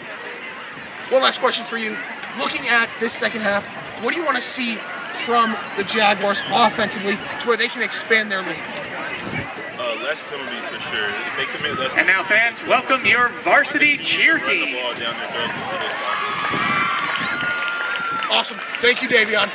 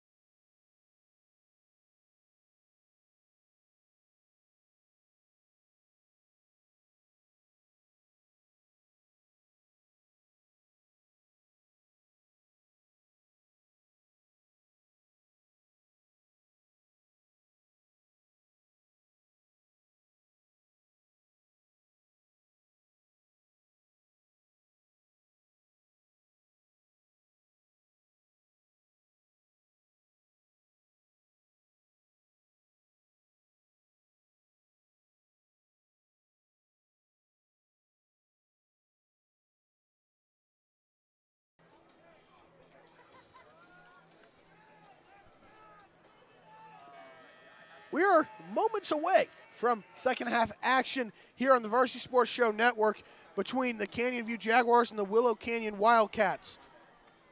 Parker, the Jaguars own a 14-7 lead. What does this team need to do to hold on to this lead and secure a win? Well, I think what the team needs to do is they need to continue to push it down the field. The offense needs to put some more points up because I don't think 14 is going to be the deciding narrative here. I think that they're going to have to put some more points up because at the end of the day, while the defense looks really good out there and I expect them to continue to look pretty good, I just don't see this Wildcats offense going out with nothing. I think they're going to go out with a bang. I think it's going to become a shootout, and we're going to have to see the Jaguars be able to do the exact same thing here. Parker, you saw the offense was very limited for the Wildcats because of how strong the defense has been, but it's been Parham. He had the 63-yard touchdown run. He's their source of offense. What do you think they need to do to really contain him and take away his impact? I mean, they just have to meet him at the line of scrimmage. You can't let him get that momentum, let him get going, because that's when it becomes a problem. And we are off here for the second half in the jungle. Ferris takes the kickoff, and he's trying to get up the middle. He's got room, and it's Garrett Hager who comes in and makes a tackle at the 38-yard line. And here comes Matthews and the Wildcats offense. Yep, defense going to come out there for the Jaguars as they need to get off to a hot start because, like I mentioned, this Wildcats offense is legit. They were held to 7 points in the first half. That's something they're not used to. So I know that they're going to come out there hungry. Jaguars are going to have to replicate that energy level because it's going to be difficult if they're not able to do that. 1st and 10 at the 38-yard line for the Wildcats offense. Ferris in motion. Fake handoff from Matthews, and he's looking for a receiver, and he's got one. And that pass is completed for a short gain. Yeah, that one was brought down. And that's over to Parham, the source of offense for this team. Able to bring it down. Some of the fans disagreeing with that one, thinking that the ball was knocked loose when it hit the turf. Not the case, though. That's going to go for a catch. It's going to be some positive yardage. And that was just one of the things that we started to notice because although they only scored 7 points, the Wildcats offense started to click a little bit when they're just simply able to get yardage, pick up some yardage here and there, and not have negative plays. This time the handoff is going to go to Ferris, and he's going to be met behind the line of scrimmage. It is Keegan Landis. The low man wins, and that is Landis. He meets him there, and he wasn't the only one there. There was multiple Jaguar defenders ferociously hitting him there, taking him down to limit that to a gain of only about 1 yard. Looks like a little bit of a generous spot, but it is 3rd down and 6, and blood is in the water as the Jaws theme music is back on. We are now under 11 minutes remaining in the 3rd quarter. Can the Jaguars defense rise to the occasion and get a stop here? It could be 4th down territory regardless, but can they at least get the stop in the meantime? Matthews takes a snap. He's dropping back. There's pressure. He's looking deep down the field, and that pass is intercepted. What a play there to haul it in. That was a little bit of a fingertip catch there, full extension to bring that one down. Incredible play by Gutierrez, and he's been that guy. He almost had that interception with that last couple 30 seconds in the first half where the defense had to get a stop. They were able to get it, and now he comes up with an interception, and he's just been all over the place. He's able to lock guys down, and this time getting an interception. 2nd one of the day for this Jaguars defense, who's really making a huge impact here. That's so big that they got that stop. Elijah Gutierrez, fingertip interception, his 2nd of the year, and here comes Zacher in the offense trying to expand their lead. First play from scrimmage is going to be a handoff to Flores, and he's going nowhere there.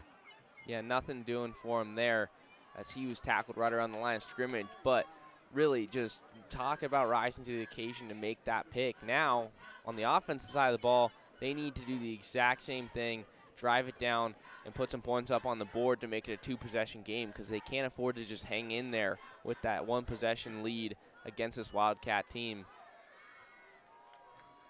2nd down and 10 after a gain of 0 on 1st down. Zacher takes a snap. It's going to be a pitch out to Flores. He's trying to get to the outside. Spin moves, tries to cut in, and he's going to be met, and that's a loss. Yeah, I mean, Matthew Flores is a great player, but there's only so much he can do when there's multiple defenders unblocked running at him.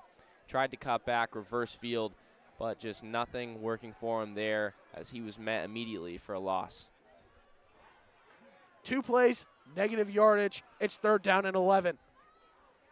Wildcats defense realizing the situation that they're in, knowing that they have to bail out their offense. Empty backfield for Zacher. 5 out wide. Takes a snap. He's dropping back. He's feeling the pressure. He's looking over the middle. That pass is deflected and nearly intercepted, but the ball hit the ground. Incomplete. It's going to be 4th down, and McClellan will come on to punt. Yeah, just trying to do a little bit of a screenplay there. I was just going to mention Guerra's name right before that snap. Couldn't get the words out of my mouth in time. But sure enough, they tried to go to him. That ball was knocked out of the air by a defensive lineman for the Wildcats and almost intercepted. It does look like that was the right call, though. It looks like it just hit the turf before it could kind of secure it a little bit better to make it look better from the official's perspective there. So sure enough, they're going to have to punt here. McClellan on to punt. Good snap. He's going to get off. It's blocked. And it's going to be recovered at the 20-yard line. And Willow Canyon is going to have tremendous field position to start their second drive of the half. And right away, the defense has their back against the wall. Yeah, just like that. The offense not able to help out the defense, and they just got that interception, just took that ball over and gave it to the offense, and they cough it right back up. Block punt. We had kind of seen the writing on the wall. They had several block punt opportunities. Sure enough, they cash in this time. There was no roughing of the kicker to take that one back and give a 1st down to the Jaguars. Whistle blown by the back official. Yeah, I mean, for anyone that watched Thursday Night Football, we saw that little double punt. Unfortunately, though, Jaguars not able to do that. Handoff is going to go to Parham on 1st down. He's going to be brought down right away at the line of scrimmage. Daniel Cordova continues to make his impact on tonight's game. Yeah, he's been a name that we've mentioned several times throughout the broadcast, and for good reason. He's been there every single time there's a run play. He's able to get through the gaps in a hurry and bring down whoever the ball carrier is for this Wildcats offense. He sure has had a great night. Under 9 minutes remaining in the 3rd quarter. It's 2nd down and 10 at the 20-yard line for Willow Canyon. Defense tasked with another big stop that they're going to have to get here. Matthews takes a snap. He's going to pitch it back to Parham. He's trying to get to the outside. Keegan Landis once again comes in and makes the play. Landis chases him down opposite side of the field, wraps up the ankles, does it to perfection to bring him down, because that could have been really scary for this Jaguars defense had he gotten to the next level. 3rd down and 8 at the 18-yard line. This is the chance. This is the opportunity for the Jaguars to make another play. Yeah, I mean, this is 4th down territory for sure here. So they're going to have to likely get 2 stops here, depending on how this one goes. But really just got to take it one play at a time. They're going to have to get a stop here.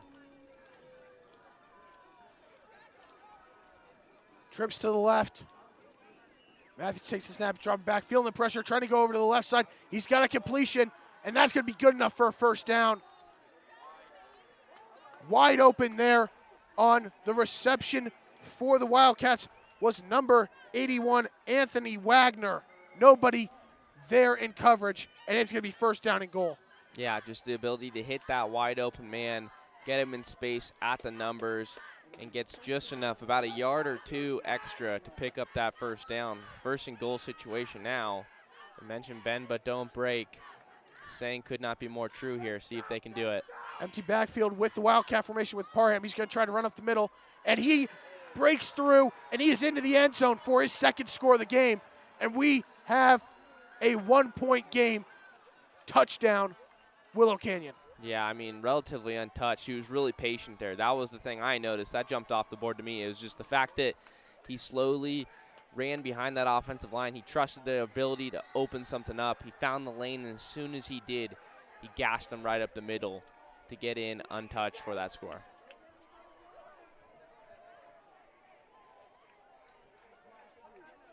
Two-point conversion attempt here. Swinging gate look and style. Matthews was looking to take the snap, but we have a penalty, and it's going to be a false start on Willow Canyon. That will bring them back. One of the more interesting formations, we've seen swinging gate where typically you have about 6 or 7 guys on one side of the field with a guy ready behind them to try and make a catch, have some blockers ahead of him. Sure enough, they split it up, though, so they had a couple guys on each side of the field and the ones up the middle ready for that snap. It's a weird formation and an interesting decision to consider going for 2 there. Not going to be able to do that, though. They're going to have to kick this one. Willow gone for the extra point. This one is up and straight through. And we are tied here with 7:31 remaining in the third quarter. Parker, what does this JAGS team need to do? Because they have committed multiple mental mistakes with turnovers and penalties. What do they need to do to get back in it? Well, like I mentioned before the second half had kicked off, that was the fact that this offense of the Wildcats is going nowhere. This is a team in Willow Canyon that knows how to run the rock, they know how to get down the field, and they know how to score.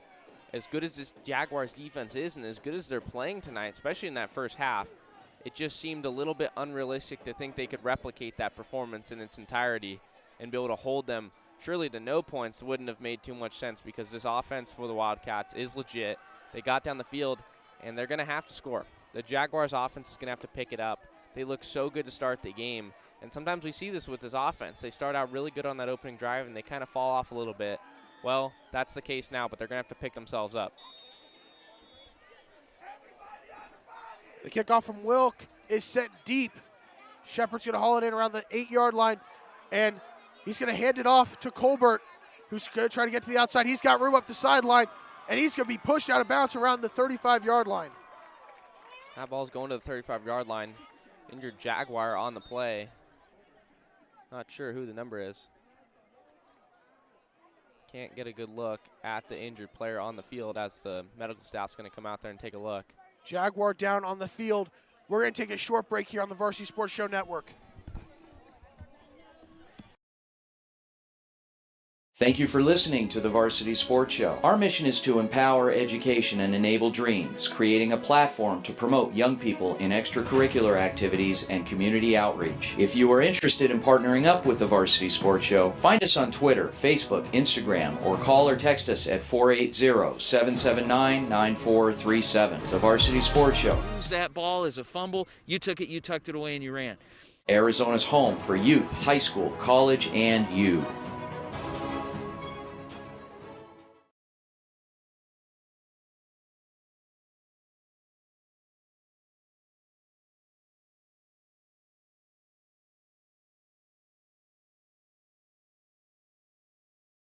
Let me see the number.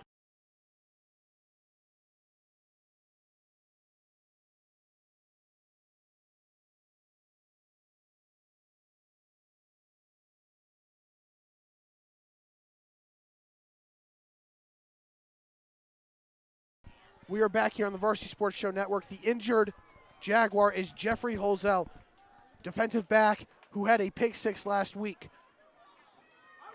But here comes the offense for the Jaguars. It's going to be first down and 10 at their own 34-yard line. 7:21 remaining in the third quarter.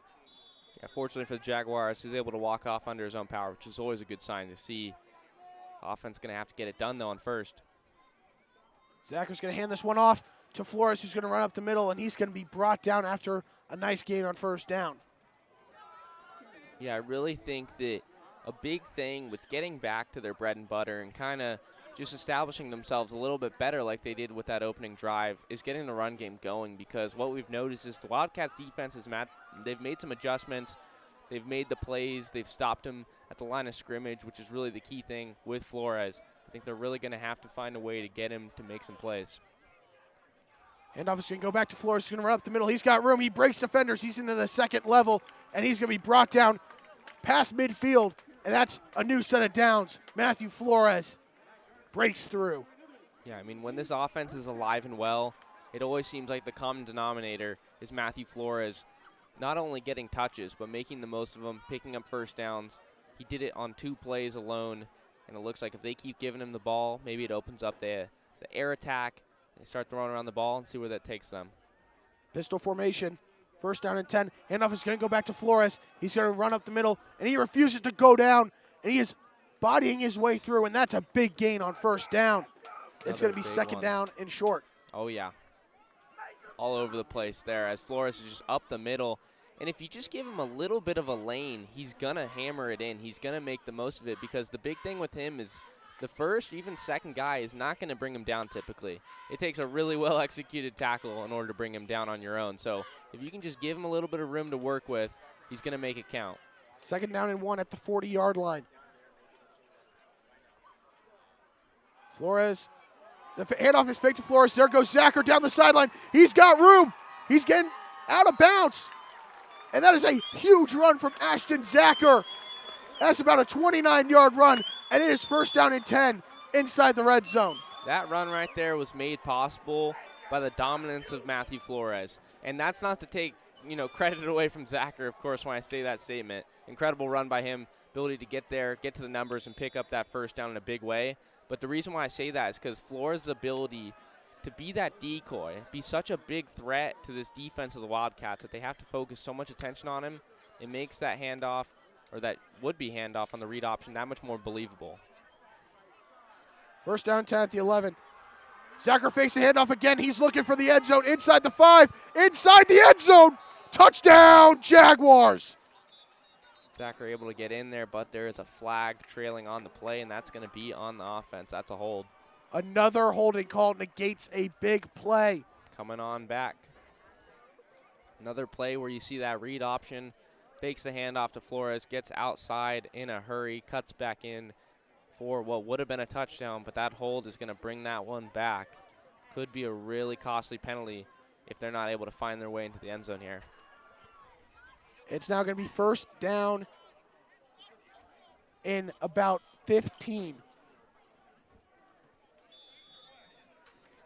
It's a spot foul, so the holding must have come down the field, but backs against the wall, another big penalty. First down and 10 now at the 15-yard line. See if they give it back to Flores here, if they decide to pass the ball. A lot of options here. Zacher takes a snap, hands it off to Flores. He's going to take it up the middle, and he's going to get right around the original line of scrimmage, about a 4 or 5 yard gain on first down. Yeah, looks like that's going to make it about second and 10. Got about 10 yards to go to get around that 1 yard line. Offense might have to look to go the passing game here as they've ran the ball 5 straight times, and they've been successful with the exception of that hold, of course, on the previous play. But you have to think at some point the whole key thing with this run game working is it's going to open up other things, and that's what I'm going to look for here. See if Zacher can make the right decision and the right throw. Second down at the 11. Zacher looking for his receiver. He's got one, and that pass is completed. Santino Varvel with his second catch of the night. Able to hit the open man. And what I like about that is, one, it gets half that yardage back. It's probably fourth down territory. And, we know that Caston's reliable. We know he's a guy you can trust. But I think that the writing's on the wall with how the offense looks for the Wildcats. You know that you're going to have to score touchdowns. You got to respond to theirs with one of your own. Sure enough, that gets some yardage, and they're going to have to try and get it in here. Third down and 5 at the 6 yard line. Zacher fakes the handoff. He's looking for Guerra. That pass is completed into the end zone. Touchdown, Jaguars! Got him as he hits the open Trey Guerra, which, he's a guy that's been pretty quiet so far tonight. He hasn't had the same impact that he typically has where we see him have a majority of the targets. I mean, I would say if I had to just guess and throw a number out there, it's usually 50% of the targets that Zacher's thrown is to Guerra, one way or another, whether it's a screen pass, whether it's a quick slant, or whether it's one of those little routes where he just breaks out and gets to the numbers across the goal line. And just a good read there by Zacher to get him the football. And one of the big things there was the touch he threw on it. He just lofted it over, was able to get it into his hands. Casting on for the extra point. This one is up, and this one is no good. His third missed extra point of the season, and the Jaguars' lead is going to be only 6 points as they lead 20-14 with 4:11 remaining in the third quarter. Yeah, I mean, that was a good job by the Wildcats' edge rusher, just being able to get there, disrupt it just enough to throw off his timing, make him feel a little bit uncomfortable, forcing the miss there. And that's a big one, too, because the big thing we just mentioned was if they're going to respond, they have to respond with touchdowns. They did that, but they didn't get the extra point to go with it to make it 7. So now it's 20-14, and just like that, should the Wildcats score a touchdown, they can take the lead with an extra point, which would be their first one of the game. Zacher with his 7th passing touchdown of the season, Guerra's 2nd receiving touchdown of the year, and they have regained the lead. Despite the holding penalty, they find their way into the end zone and regain the lead. It was a nice response from the offense there, especially when they were dealt with that situation where they had the holding penalty. It brought them back and negated what would have been a touchdown run by Zacher. Sure enough, though, calm, collected, he's able to then go down and throw that over to Guerra to get in the end zone nonetheless. We await the kickoff from Caston here. And so far, it's been pretty short kicks from Caston tonight. He should be looking to send this one deep to try to pin the Wildcats inside their own 20-yard line. Yeah, I know if I'm Coach Garrett, that's what I'm hoping for here from him, because he's a guy that can get it to around the 15-yard line. That's usually where he maxes out at, but I think that suits them best. Get it to the 15, trust your guys to go make a tackle. And here's the kickoff from Caston, and this one is sent deep, and it's going to be retrieved around the 15-yard line by Ferris, who's going to take it up the middle. He's got room to run, and Kobos is there to make the tackle, and he will be brought down around the 38, 39-yard line. And here comes Matthews, Parham, and the offense for the Wildcats. Offense of the Wildcats looking to respond here. I mean, I said earlier, this could be a shootout. I see the second half being back and forth, offense versus offense, seeing who's can do just enough against two really talented defenses. And this is a situation where you're seeing this offense take the field. They're looking to try and tie it up and even take the lead. Matthews gets a snap, fakes the handoff. He's going to try to run to the outside, cuts up the middle. He's going to gain a few, and then he's going to be brought down after about a gain of 5 or 6 on first down. Yeah, it's going to get a solid gain there. Looked like he was switching where he had the ball in his hands there from maybe the left to the right. Looked like that ball could have potentially been knocked loose. He's kind of lucky to have gotten away with that one to bring that one down to the turf. This will be 2nd down and 4 at the 45-yard line, approaching 3.5 minutes remaining in this third quarter of play here in the Jungle. Wildcat formation with Parham once again. He's going to take it, trying to find room up the middle, and he's going to be stuffed, but he's going to lunge forward, and he might have enough for a first down. Yeah, it looks like a pretty favorable spot, I got to say. But nonetheless, though, he was hit around just a yard ahead of the line of scrimmage, but he was able to push forward a little bit. And that picked up a couple more yards, and that's going to give them the first down, as the signal is for the chain gang to move there. They are right around midfield with a new set of downs. The defense has got to come up and make a play. They've been able to pick him off. They've been able to pick off Matthews twice in this game. Can they force another turnover? Matthews back in the shotgun, following the Wildcat play. He's going to hand off to Ferris, who's going to spin around and gain a few on first down. Going to get another solid gain. And that's just really been the thing. They're just a train. The engine just keeps pumping. It keeps moving. They're able to consistently get about 4 or 5 yards any given play. No matter what the play call is, really, the run game was what we're seeing here. You know, one of the things we said is the Jaguars have to stack the box. They're going to have to do it to stop this run attack. But even when they do stack the box, this offense still continues to get positive yardage. 2nd down and 6. Low snap. Handoff is going to go to Parham, and this is going to be stuffed pretty quickly, and that's going to be a gain of a couple. Yeah, only about 2 yards on the play there. Parham was hit pretty quickly by that Jaguars defense. He was able to get through that offensive line and take him down before allowing more damage. 3rd down and 4 at the 45-yard line. Under 2 minutes remaining in this third quarter. Ferris in motion, fakes the handoff. Matthews trying to run, and he's going to be stuffed in the backfield. And he's swallowed up for a tackle for loss there as I could not tell you who got there first, as that was a team play right there. The unit just collectively was able to wrap him up there, nothing working for him.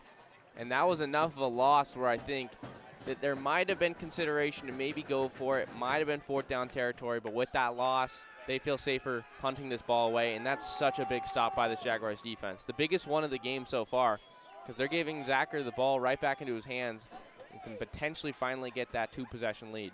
McClellan back to receive the punt at the 20-yard line. He's going to let this one go, and it's going to take a friendly bounce, and it's going to roll inside the 15 and be down to around the 12-yard line. And here comes Zacher in the offense. Huge stop from the defense, continuing to make plays with their backs against the wall. 42 seconds remaining in this third quarter of play. And this is one of the biggest tests that you're going to see from this offense in this game.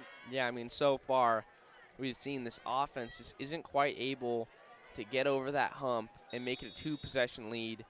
And it could not be more of a task now, more of a challenge, because they find themselves only up by 6 points, which is not the most ideal situation to have yourself in. Obviously, you like that you have the lead. That's a no-brainer.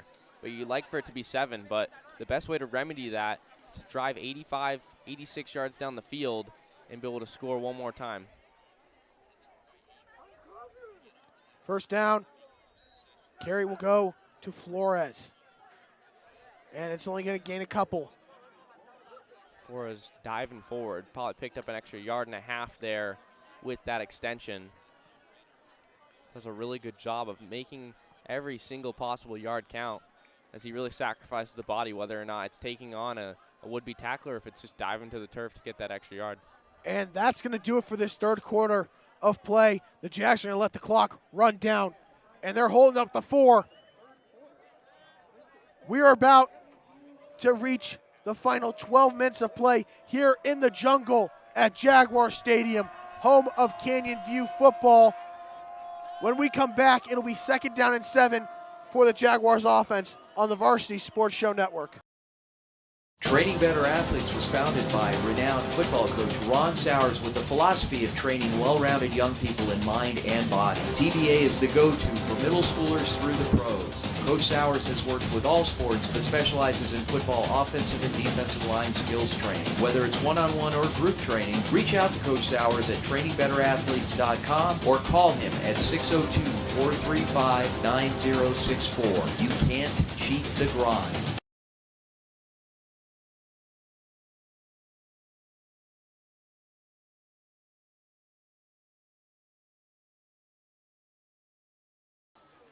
We are back here on the Varsity Sports Show Network, your home of Canyon View Jaguar football.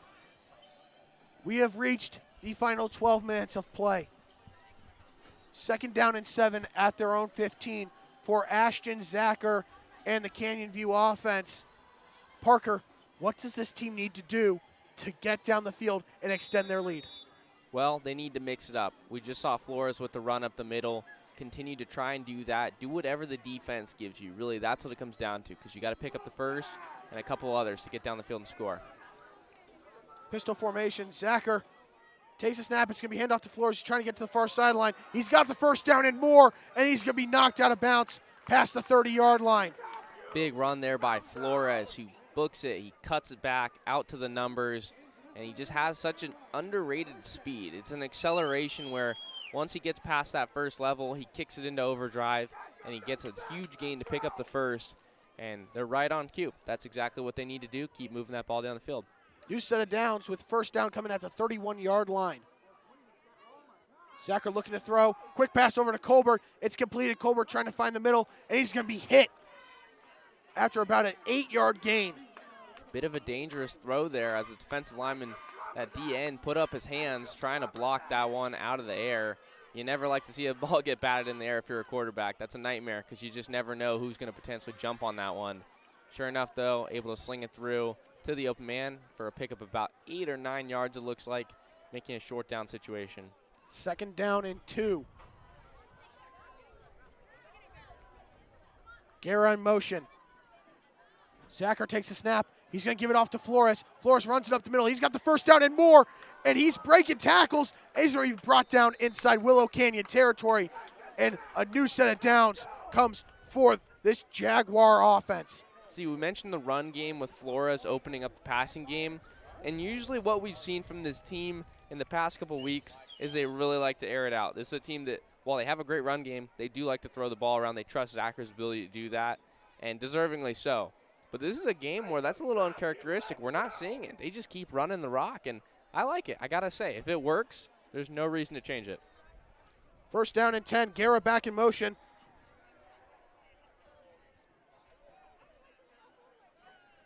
Colbert now in motion. Zachar takes a snap, fakes a handoff to Colbert. He's rolling out to his right, looking downfield.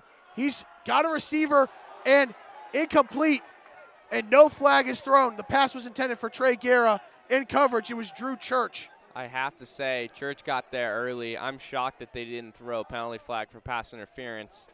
He made that hit just a little bit too early, and he didn't give him a legit chance to go and get that ball. I was expecting one of those flags to be thrown out on the field, kind of just waiting and waiting and waiting, and never came out. Easily a penalty flag could have been thrown for pass interference being there early, but is second down and 10 with 10-10 remaining in this game. Low snap, handoff is going to go to Flores, and it's going to go nowhere. Yeah. And that's going to be a loss of a yard. Yeah, that was just difficult snap, difficult handoff, recipe for a little bit of a disaster there. It just, that play didn't look like it was going to do too much from the start after the way that snap went. And sure enough, it was tackled there. Flores couldn't do too much with it, couldn't pick up the speed, get past that defensive line, who swallowed him up. Third down and 10. Big play here for both sides. Pistol formation, Guerra back in motion. Colbert now in motion and fakes the pitch to Colbert. Zachar looking downfield. He's got someone over the middle looking for Varvel. That pass is caught inside the 30-yard line. That is a huge gain on third down. Varvel coming up big, and he's been one of those impact receivers so far tonight. That's his third reception of the game, and talk about a big one. On third and long, difficult play to make across the middle. He's getting brought down as it hits his hands, and he secures it as he goes down to the ground. Just a great play by him to be able to haul that in. Huge completion. One of the best throws we've seen from Zachar all year long.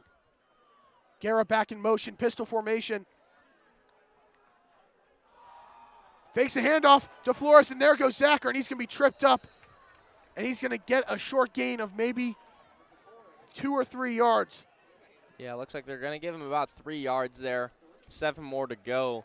But just overall, just good job mixing up the plays, finding the open guy. And finally, we saw that passing play after the previous one did not work.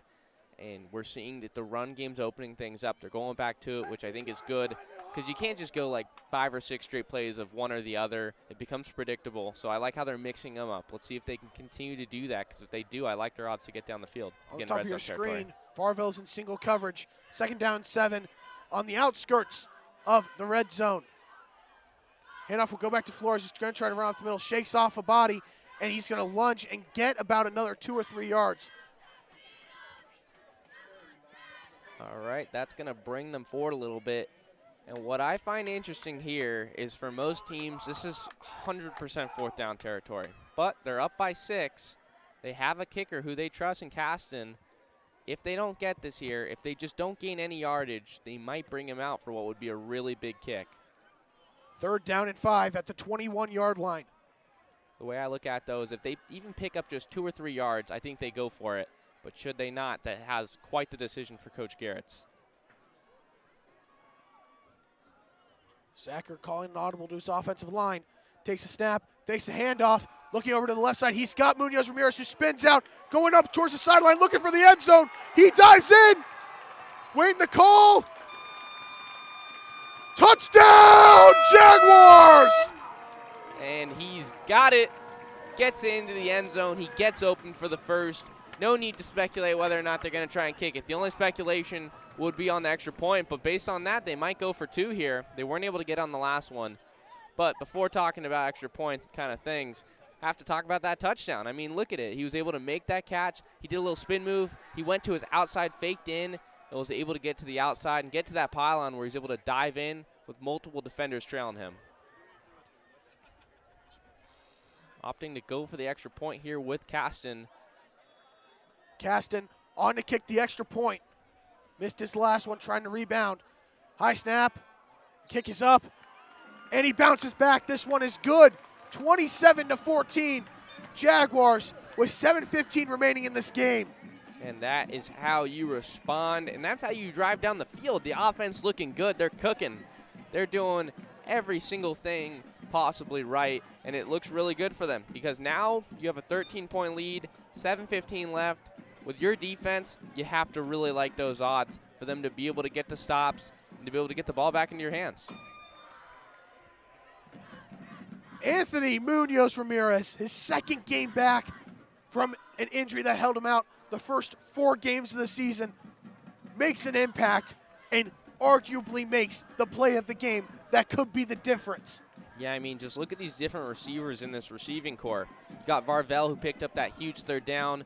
Then you got him scoring that touchdown. But even before that, you have guys like Guerra. You have guys like Colbert, like so many different guys. I feel like what's working so well for this offense tonight, even though it's not their season high in points at this point, is just the fact that everybody is getting involved, and it just makes them so much more difficult to handle. Caston on for the kickoff.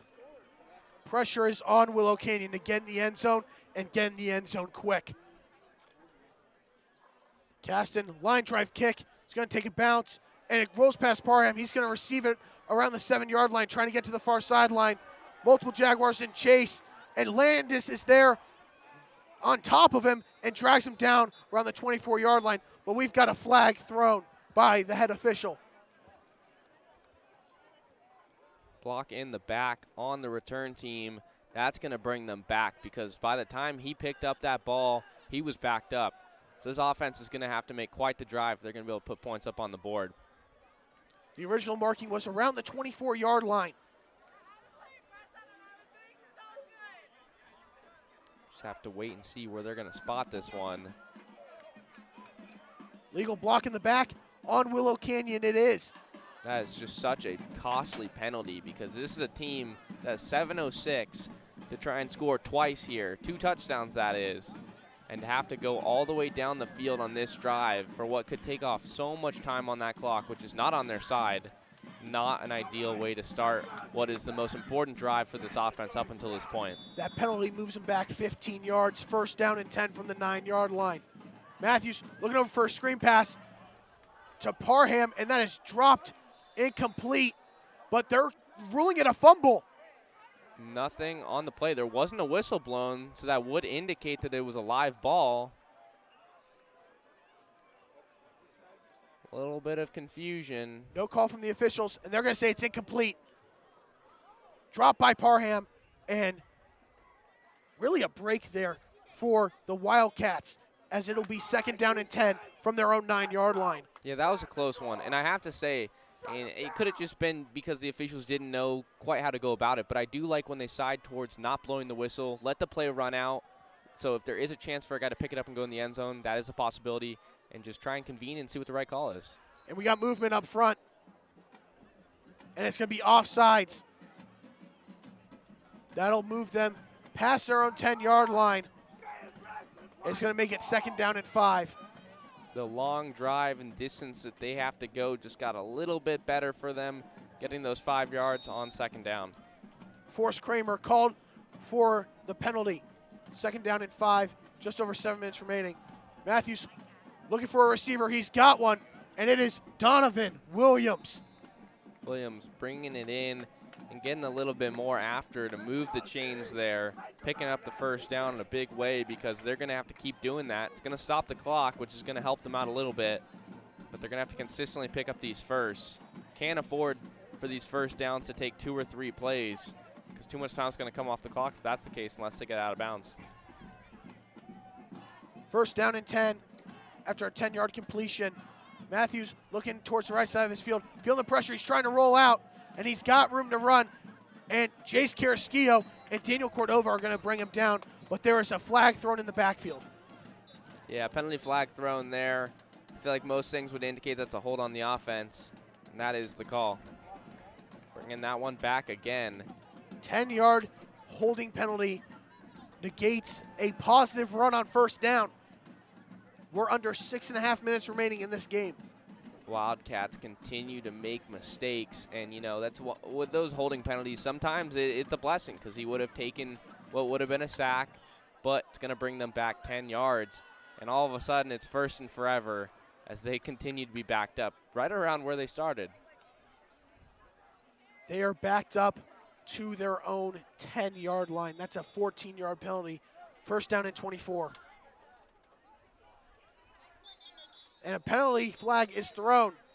And it is a false start on Willow Canyon. Back-to-back penalties move them back a total of 19 yards. It's going to be first down and 29 at their own 5-yard line. Talk about a disastrous start to this drive. I mean, they picked up a first, what feels like forever ago, because they're able to get the first on that pass over to the numbers on the right side of the field. Sure enough, it's coming back again and again and again, and they can't move the ball north. It just keeps going south. Back against their own end zone. Parham in motion. He's going to hand off to Parham, who's trying to get to the outside. He's going to gain a few yards to get up past the 10-yard line and is brought down. They just find themselves in a situation at this point where, you know, on a normal 1st and 10, that's okay. You pick up like 3 or 4 yards, but this isn't that kind of situation now. They got to continue to get more yardage if they're going to get down the field, because that clock's right around 6 minutes. It's not on their side, and plays like that just aren't going to get it done. Second down and 22 as the clock has ticked under 6 minutes remaining. They have to drive 87 yards and do it quick.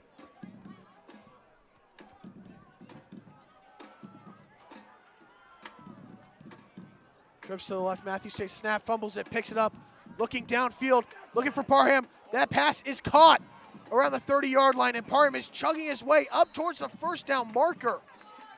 Able to bring down the jump ball pass. A little bit of a heave there. Just trying to throw something up was Calvin Matthews, as he just wanted somebody to be able to get open and come down with that. That was what happened on that play, but that was a dangerous throw. 22-yard gain, and that'll move the sticks. First down, Wildcats, but Parham is injured. Comes up, shaken up, and has taken off his helmet. Yeah, helmet came off in the field of play, so he's going to have to take one snap off at minimum. With that, we're going to go to a break here on the Varsity Sports Show Network. 5:29 remaining in this game. When we come back, it is first down and 10 for the Wildcats offense. At Angel Dentistry, our focus is to provide the highest quality and comprehensive family and cosmetic dentistry care. From checkups and cleanings to advanced issues like gum disease and implants, Angel Dentistry will provide an array of dental services to meet all of your family's needs. With extensive experience in using the latest dental techniques and state-of-the-art technology, visit us online at angeldentistry.net for more information or call to schedule your appointment today.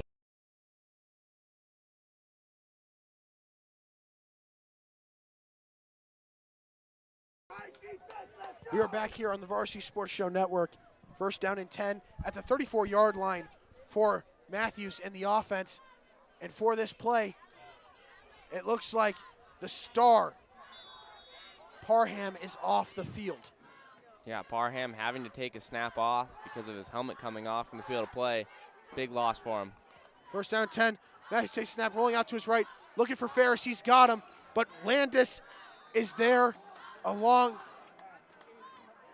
with Jesse Roca to make the play, and that'll set up second down and about 6. Yeah, I mean, if you're the Jaguars here, these plays are okay. There should be no issue with allowing 3, 4, maybe 5 yards. As long as you tackle them in the field of play, don't let them go out of bounds, stop the clock.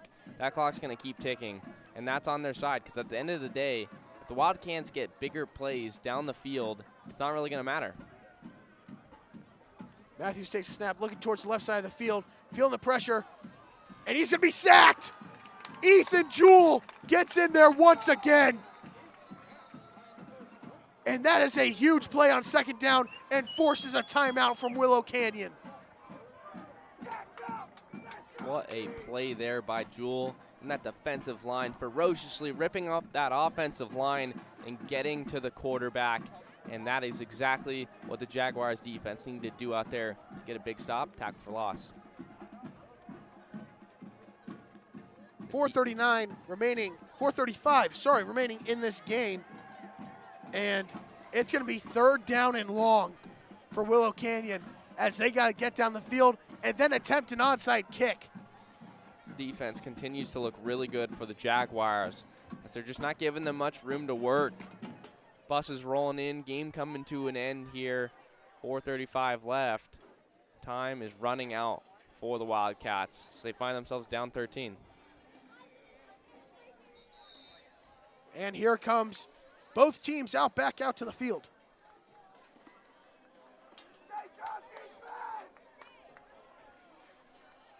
Jaguars defense looking to get another stop here. One more stop would all it take to get this one done. 3rd down, pitch over to Parham, and he's up the field. He's got room downfield, and he's inside the 40-yard line, but a flag is thrown along the far sideline. That's the exact kind of play that they needed to get a huge gain, but unfortunately that penalty is going to bring it back on a hold. Another holding penalty proving to be extremely costly this time, more so than ever throughout the game, because that was going to be for a 20-plus yard gain. And not only that, but he would have gotten out of bounds too to stop the clock. Huge penalty called on the Wildcats, and that's going to keep it at 3rd down, but negates a huge penalty. It's a game changer right there, because that really sets them up so well to get past midfield around that 30-yard line. It's going to be 3rd down and 5 at the 40-yard line. Crowd's getting into it. It's getting loud. Matthews takes snap, rolls out to his right, looking for his receiver. That pass is low. Did he haul it in? He did. That pass is caught, and that is Williams once again. Yep, completion on the play. It was a little bit low. Good adjustment by the receiver to be able to bring that one in. And not only that, but it looks like he was able to almost get out of bounds, just barely short, as that clock's going to keep running. Right on the outskirts of midfield, we are at 4 minutes remaining, and the clock continues to roll. 1st down and 10 for Willow Canyon.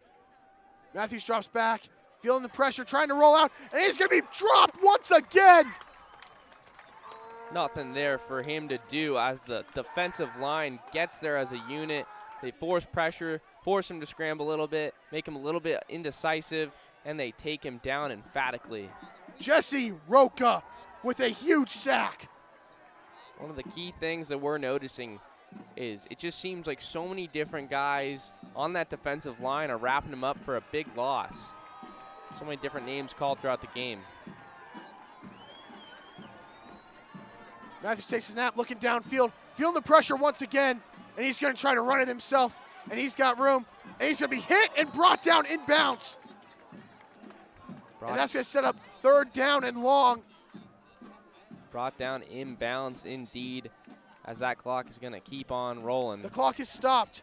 Timeout called by Willow Canyon. Their 2nd of the half. 3:07 remaining in this game. We're going to take a short break on the Varsity Sports Show Network.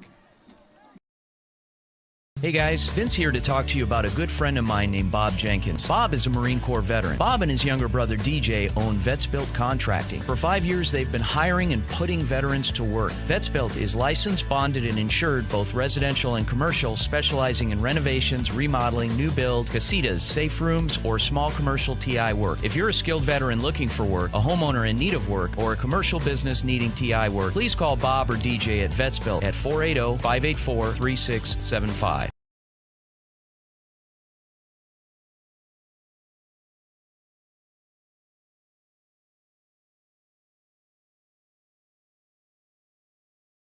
We are back here on the Varsity Sports Show Network. 3:07 remaining in the football game. 3rd down and 7 for Willow Canyon at the Canyon View 49-yard line.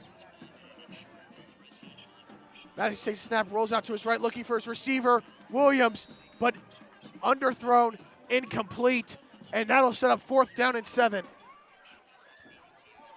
That is not going to do it for them there, as number 53 for the Wildcats continues to let his frustration get the better of him after the play on the opposite side of the field. No penalty called this time for unnecessary roughness. Very easily could have been called, though. A little bit of a lucky break for that not to have been called their way. 4th down and 7 at the 49-yard line. A stop here ends this. Can the defense make one more play? Matthews takes a snap, drops back. He's going to try to run it. He's got room, but he's going to be stopped way short. But there's a penalty in the backfield. Ethan Jewell was there on the tackle. We'll wait the call, and that's going to be a hold. And it's a holding penalty. Declined. The Jaguars take over with 2:55 remaining, up 27-14. And that'll just about do it. All they got to do is give that ball to Matthew Flores, run that rock a little bit, let that clock come off, and pick up a couple first downs, because they only have one timeout. That is the Wildcats, of course, as they burned the first 2 earlier, one of which was on that last drive. So all they have to do is just pick up a couple first downs, and before you know it, they can get in that victory formation. Zacher takes a snap. Handoff is going to go to Flores. He's going to take it up the middle, but he's going to be met at the line of scrimmage and brought down. But looks like he's going to get marked for a gain of 1, and the clock continues to run. Clock is going to run here. Student section, there's a student running that victory flag here, waving it side to side. Fans are excited. Student section's lively, of course, with what looks like a very big win on their resume. With under 2.5 minutes remaining, it's going to be 2nd down and 9. And we are quickly approaching the Jaguars improving to 3-3 on the record, 3-3 on the year. Zacher takes a snap, going to Flores once again, has room up the middle, and he's going to get that first down. A big run from Matthew Flores. Gains 10 yards and moves the sticks. Only thing stopping that clock is Chain Gain having to move over for that first down. Less than 2 minutes left in this one, as that first down, as if it wasn't sealed enough as it is, only further does that. We are under 2 minutes remaining in this game. The defense holds a red-hot Wildcat offense that had scored 158 points over their last 2 games to 14. We are a minute and a half away from the Jaguars getting their 3rd win of the year. Zacher in the shotgun. He's going to hand off to Flores once again. He's going to run up the middle, and he's going to take it for another first down, an 11-yard run. You just can't stop him. I mean, that's the big thing, finding yourselves up big. You're not quite in a position for the victory formation. Now they are, though, of course. But just keep giving him the football, letting him run up the middle, pick up some first downs. As this one dwindles away, minute 13 left in what's been an incredible game from both sides of the football.